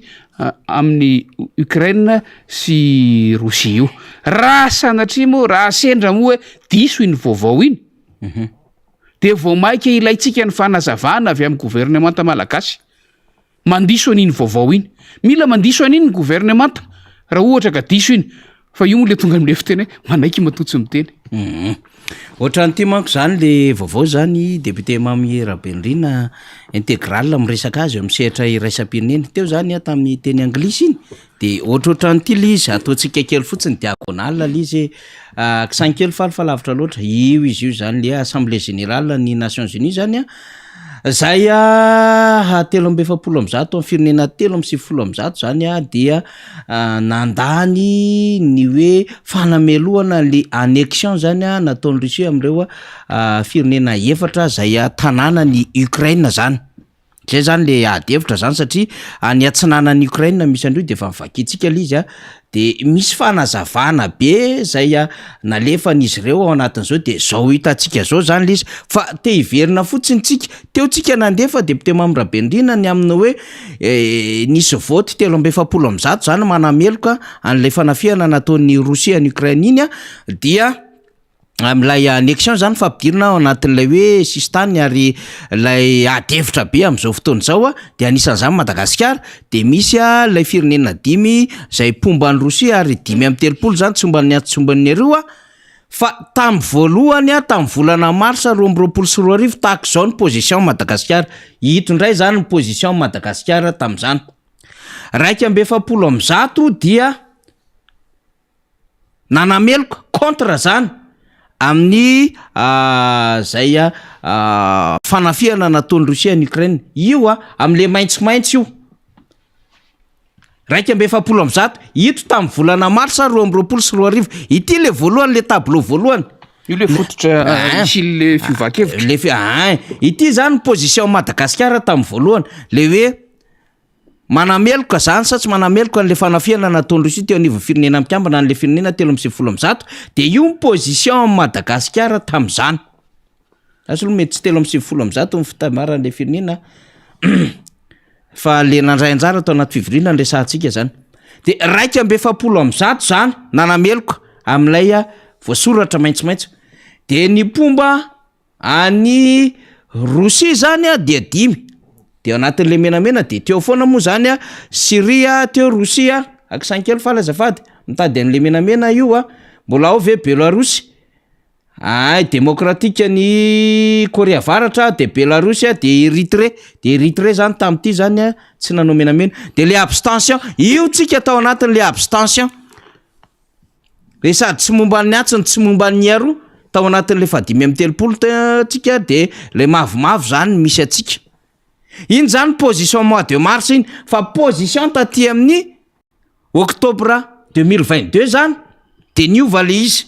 de zay ty tsika tenenina hoe mila mitondra fanazavana amin'ny fomba ofisialy ny am'tony fa vao miparitaka tony ny fanjakana malagasy na tiany na tsy tiany zany aloha raha ohatra zany ka tena naka position am'izay isika tamin'ity volana octobre ty ny amin'ny nanameloka ny zavatra nataon'ny Russie zay am'ilay référendum ny annexeny an'ilay firenena efatra zay any Ukraine de misy remise en cause ny ty fivoriana voalohany ty mihitsy zany le nampalahelo ny voniny Européana nampalahelo ny sehatra iraisam-pirenena ny amin'ny position raisy Madagasikara satria na firenena madinika marefo mahantra azy Madagasikara fa eo anatrehany sehatra iraisam-pirenena zava-dehibe ny position ohatra zao rehefa hiaro ny tombotsoa eran-tany arak'ilay rafitra amin'ny fian'ny Nations Unies le sotoavy ny fampitondrana ao anivon'ny Nations Unies zany donc tsy solidaire atao anatin'ilay rafitry ny firenena mikambana zany ity position tamin'ny mois de mars raisy Madagasikara ty de fatatsika moa tam'izany ny amin'ny hoe vao nanao fifanarahana ratafika tamin'ny Russie Madagasikara voaingana loatra ny fidiran'ireo Russiana mitsabatsabaka amin'ny raha teto Madagasikara misy anko ny amin'ny mety hoforonan'ny Russiana amin'ny fanampiana Madagasikara amina resaka île Zeparts sy ny sisa nandeha daholo ny resaka groupe Wagner de zany ve namatitra ny fanjakana malagasy tsy fantatsika fa raha ohatra zany ka naka ny position iny tamin'ity volana octobre ty tamin'ny nomaly de mendrika ho isika hitondrana fanazavana io le izy amin'ny fomba ofisialy itony vaovao miparitaka tony raha ohatra ka ny safidy an'izay ny fanjakana malagasy de apetratsika ny amin'iny satria raha mahafantatra zany tsika na mahazo ny am'izay mety ho valy teny de hoetsitsika eto indray ny endriky ny fanazavana sy ny mety fifandraisana ara-diplomatika any Madagasikara. Farany député Mamy Rabendrina tena amarana antsika amin'ny fandarana raha mahakasika indrindra ny fifidianana. Raha misy zany am'izao fotoana izao ny antoko nampiseho ny fahavononana tamin'ny fanavozana tanteraky ny lisitry mifidy député Mamy Rabendrina dia tamin'ny voalohan'ny volana oktobra sabotseriny dia nampiseho an'izany ny antoko tiako Madagasikara ary anisany nitondra ny fanentanana. Tany Toamasina tamin'ny fahavalon'ny volana oktobra teo dia mbola nambara ny Filomarika Ravalomanana zay fa hoe antoko ny tiako Madagasikara ary vonona hiatrika fifidianana. Saingy mametraka fahamelona, vigilance ary mametraka an'izay karazana komity zay mihitsiny hiatrika ity Dolamakota sy fomba ratsy sy izay efa fiketriketrehana hafahafa any ambadika any mahakasika ity raharaham-pifidianana ity miainga avy any amin'ny fantsana sy fanavozana tanteraka lisitry mifidy. Betsaka ny vaovao zay voaraintsika amin'izao fotoana izao ny amin'ny paikady samihafa sy ny fomba tsy mitovy ary ny toerana zay mbola tsisy an'izany fanisana ny mpifidy izany. Raha ohatra ka efa tamin'ny voalohan'ny volana oktobra no lancen'ny teonivon'ny seni zany. Isika moa de tsy miafina fa anisany mihitsy aza manao fanentanana satria zany ny asan'ny antoko politika. Ary tsisy afa-kilaza député Mamy Rabendrina fa mpanohitra botolo ny tim, miboycotté ny élection sy sisa ny tim, ary tsy samy atrika fifidianana satria sika aza no antoko voalohany indrindra manao fanentanana amin'ny onjam-peo sy amin'ny fahitalavitra ny amin'ny andraikitra tokony raisin'ny ny olom-pirenena mahakasika indrindra zany fanisana ny vahoaka izany. Tsy mbola misy angamba ny ankoatra ny antoko tiako Madagasikara. Ka zay tsara retonana fanamariana ihany député Mamy Rabendrina ny amin'ny position raisiny ny antoko am'izay indrindra ny am'izay tena hoentriky ny fanentanana fa kosa mametraka fahamailona araky ny ambara ny Filomarika Ravalomanana tamin'ny Toamasina hoe mailo isika mikasika amin'ity raharaham-pifidianana ity. Sika de efa malala fa hiazakazaka ary vonona hiatrika amin'ny fifidianana dikan'izay na inona adevitra maro samihafa tsy mahafoana akoriny zany ny hoe fikaonan-dom-pirenena sy izay mety ho adevitra hafa any ambadika any député Mamy Rabendrina amarana antsika ny adevitra. Tena mafisina mihitsy lay fiomana ny antoko tiako Madagasikara makany amin'ny fifidianana. Misy mantsy ny resaka mandeha resaka inina hely teo aloha teo fa ny antoko tiako Madagasikara amin'ny antoko politika azy rehefa nanapa-kevitra fa hiomana aka fahefana, hiomana hiverina amin'ny fahefana de amin'ny alalan'ny fifidianana. Ary rehefa miteny hoe amin'ny alalan'ny fifidianana de vonona hiatrika fifidianana. Fa ny fomba natanterahana fifidianana no nametrahana fepetra fahadiovana fotsiny zao fahadiovan'ny zotra-pifidianana, fangararana fa zotra-pifidianana. Ary ny resaka fikaonan-dom-pirenena ianao teo zay indrindra ny tanjo le fikaonan-dom-pirenena izay hanadiovana, hampanarahana toetrandro, hanavaozana ny lalàna rehetra mahakasika amin'ny fifidianana. Na izany na tsy zany amin'ny antoko politika ny tiako Madagasikara de efa miomana ihany koa na mbola tsy tonga amin'ilay daty fotoana tena natanterahana le fikaonan-dom-pirenena satria efa niainga ilay didiny lalàna ny amin'ny hoe fanavaozana ny lisym-pifidianana de efa miomana ny antoko hijery hanaraka akaiky, hanara-maso akaiky sy handray anjara arak'izay tratra amin'izany asa izany. Zavatra hita nefa treto de zavatra tsy azo ekena mihitsy ny fomba fiasa mandeha. Zavatra tsy azo eritreretina ao ampilamina raha ny eritreretina hoe ampilamina ny tanjona ao anatin'le izy anadio ny tanjona de vao mainka manakorotana sy manasavoritaka ilay zotra-pifidianana ny fomba fijery ny fomba fiasa amin'izao fotoana izao. Zay no mahatonga ny antoko tiako Madagasikara manao hoe efa niala nenina efa nijery ny miomana ary mbola natanteraka zay adidy mahantoko politika azy zay. Fa raha ny zavatra misy amin'izao fotoana izao kosa tsy te io piraitsika ombakomba amin'izay tsy mety makany amin'ilay tena fifidianana madio sy mangarahara ny antoko tiako Madagasikara satria ny fomba fiasa amin'izao zay mipetraka de to inina mihitsy ary tena inina mihitsy makany amin'ny tsy fananana lisym-pifidianana sahaza ny zava-misy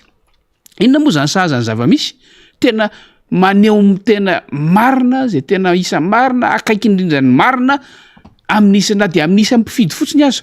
fa indrindraindrindra amin'nisitry mpifidy tena ka anankiray nitranga tamin'ny faran'ny herinandro ty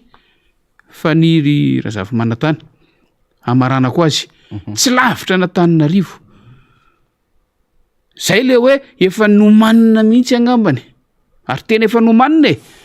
tamin'ny alalan'ny fanovana anterisetra an'ireo lehibe pokotany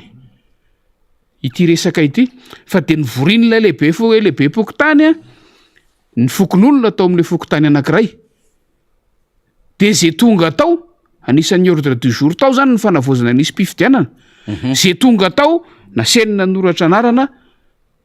iny miditra any amin'lisy mpifidianana raha ny fanazavany na ilay lehibe fokotany ny tena farana zay dondrana tsy mahay ninninina tsy mahazo resaka na zay ny toromarika voarainy avy any amin'ny tompona andraikitra nanendry azy teo ny dikan'izany mantsy de zao raha misy olona valo mianaka ao anatin'ny tokantrano anankiray ataontsika hoe ny 5 amin'ireo efa ampitoana tokony hosoratana ny amin'lisy mpifidianana ny 2 amin'ireo ihany nefa nanatrika le fivorian'ny le fivorim-pokotany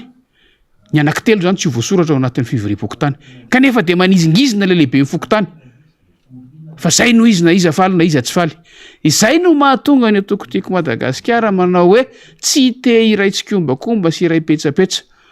amin'izany fomba mamoetra zay vao maika mampirona makany amin'ny zavatra tsy mety zany a ny atokotiako Madagasikara eny ary rehefa aveo moa rehefa ikatina fandarantsika de ho alefa ny namana faly eo le fanetana maro be ianareo mandefa afatra aty aminay a mahakasika indrindra ny tontolon'ny fanisana ny mpifidy any amin'ny fokotany rehetrarehetrany efa niakatra matetetika moa reo namana zany fa tsy maintsy ho aveto daholo zany a zay fanazavana rehetrarehetra zay fa zao fotsiny ny afatra alefa any amintsika io mifolomarika Ravalomanana mailo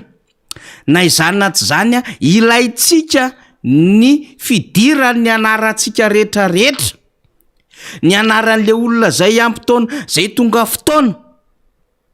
taona ny tiako tenenina eo fa sao de zavatra fandray ny andikatsika azy 20 taona ao anatin'izao fanisana ny lisitry mifidy zao ho tafiditra tanteraka ao indrindra ianao isika zay menimenina zay kivy zay mametsiny ny fitondrana am'izao fotoana zao fa apinga ray lehibe fototra ahafahantsika manova ny tantara amin'ny firenena ny fifidianana ho avy eo noho izany mila ao anatin'ny lisitry ny mpifidy isika rehetra tsy ampy zany ianao menimeny io tsy ampy zany ianao kivy io tsy ampy zany ianao miresaka any amin'ny FB io manao commentaire io manao publication tsy fahombiazan'ny fanjakana io raha ohatra ka ianao indray no tsy voasoratra anarana ao amin'ny lisitry mpifidy de ty za mazava be misy zay zavatra resantsika zay hoe ataovy malaza ataovy mazava telefônina vava resao ity vao tena tonga n'le fitenenina resao ny ao akaikinao zay manko misy fomba fitenenina zao resao ny ao akaikinao fa ity tena hoe resao ny ao akaikinao efa ao anatin'ny lisitry mifidy ve nao indrindra zay efa fatatsika fa tena tsy makafy am'izao fitondrana zao zay tena teanao revolution ngeza be indrindra reo mieritreritra fa tsy tokony verina tsony zao fanjakana izao zao fitondrana izao de mila mifandresy lahatra isika ny amin'ny hoe voalohany amin'ny maolo-pirenenantsika de mila ao anatin'ny lisitry mifidy isika rehetra aloha fa ilaitsika foana io fisitsika ao anatin'ny lisitry mifidy io tôt ou tard ary ny aingana ny référence raisitsika élection présidentielle 2023 mila miresaka an'izay tsika isika zany any amin'ny faritra any amin'ny district any amin'ny commune any amin'ny fokotany resao ny olombelona isaky ny zana-tanana rehetrarehetra ho tafiditra ary mila mailotsika tsy ho ampirorony olona mila mailotsika tsy hotsatsony olona tsy ao anatin'ny lisitry mifidy ary mila mijery tsara tsika hoe naka ny kara-panoritsika ve lay mpanoratra anarana nijery ny karine pokotany voasoratra ao ve tsika tena le momba atsika ve io soratany io sao misy diso numéro tseriana kara-panondro ny anaratsika ny adresy ary tsy ny loham-pianakaviana ihany ny olaina ho voasoratra fa ny rehetra zay everina fa mpifidy ao anatin'ny tokantrano iray. Petsaka zany zavatra mila mampamailo antsika ka mifampiresantsika zay maheno an'izao a fanentanana zay ataonay eto amin'ny miara-manonjo zao. Mifampiresa isika mba hisoratra anarina ao anatin'ny lisitry mifidy fa ilayntsika io na oela na oangana ny anarantsika ao anatin'ny lisitry mifidy. Hiatrehantsika ny zavatra ho avy eo. Aza mety tsatson'ny olona, aza mety ambakambakain'ny olona, aza mety veriverezin'ny olona amina adevitra hafa fa nitadiavintsika de zao zay rehetra mpifidy, zay rehetra tsorena ary zay rehetra tsy tafiditra tao anatin'ny tao ny anarina hatramin'izay dia meza mampiditra azy indrindra ho isika zay verina zany ary misy daola makota any ambadika any amin'ny hoe tsy ampidirina fa pakafy mpanohana pomba ny antokotiky Madagasikara na sorena am'izao fitondrana zao de isika reny mihitsy no miazaka za mba hanana anjara andraikitra lehibe ho fanovana nyty fiainan'ny fireneny ity afaka heritaona tsy ho ela zany. Zay zany ny avatra lehibe araky ny fanamafisana zay efa nentiny député Mambra Bendrina hoe sarotiny amin'izany ny antoko tiako Madagasikara. Mamara antsika député Mambra Bendrina angamba de amin'ny herin'ny anoto izao indray manantena fa ifankahita aminao indray anatin'ny adevitra makasika amin'ny fiainan'ny firenena indrindra moa ny fikaonandoam-pirenena zay misy mametraka fanontaniana foana de hoe efa ho avy député Mambra Bendrina iresaka amin'izay de rehefa misy mivavao moa tsy maintsy ifampitany eto ihany zay fa de mamarina fandarantsika. Araky ny voalazan'ny faniry rehefa ampy ny vaovao de zaraintsika ihany mahakasika azy fa ny azo lazaina de zao mamalo ny fanontanian'ny sasany na ny olon-tsotra io na mpanao gazety nareo te handray anjara miroso ary tena miroso ny fanomanana ny fikaonandoam-pirenena ary efa amin'ny dingana azo lazaina hoe faraparany amin'ny dingana fanomanana isika zao fa dia samy hiatrika ny anentanana antsika tsirairay avy fotsiny mbola misokatra hatrany ny fandraisana n'ireo soso-kevitra izay fototra ny asa ho ataontsika mandritra n'ireo andro anaovana ny fikaonandoam-pirenena ireo na avy amin'iza na avy amin'iza na avy aiza na aiza amafisina fa tena tsy mialonjafy tanteraka ny ankolafy rehetra, ny firehana rehetra, ny fironana rehetra, ny mpandray anjara sy ny mpisehatra rehetra no asaina amin'ity fikaonandoam-pirenena ity. Zay fa de manantena iona tsy ho ela indray de mirary soa antsika rehetra ary mikopakopaka tanana ho antsika rehetra ny misy antsika tsirairay avy ihany. Veloma tompoko. Eny ary fa de makasitraka antsika rehetra isaorana ny vahintsika zay nitondra ny etaetany fitarainany isaorana Rena Rabemananjara niaraka tamintsika namana teknisiana rehetra dia ity fanentanana mikasika indrindra ny fanoratana anarana ao anatin'ny lisitry mifidy ity no amarana antsika ny fandarana arak'izay andefasana namana faly teknisiana sy lalaina azy ao ambadika eo de mampanantena antsika indray ho an'ny fotoana Rapitso Zoma 24 Oktobra. Makasitraka tompokolahy, makatelona tompoko vavy. Ry olom-pirenena ndeha isika andray andraikitra dian'izao ho avy isan-tokantrano ny agent recenseur anady ady marina antsika rehetra izay feno taona ary anome taratasy manamarina fa voaisa tokoa isika afaka manamarina izany rehefa mivoaka ny lisitry mpifidy any amin'ny bureau-ny fokotany misy anao. Olom-pirenena ao, olom-pirenena anao, olom-pirenena isika dia ary andray andraikitra lisy mpividianana marina sy madio no tanjona.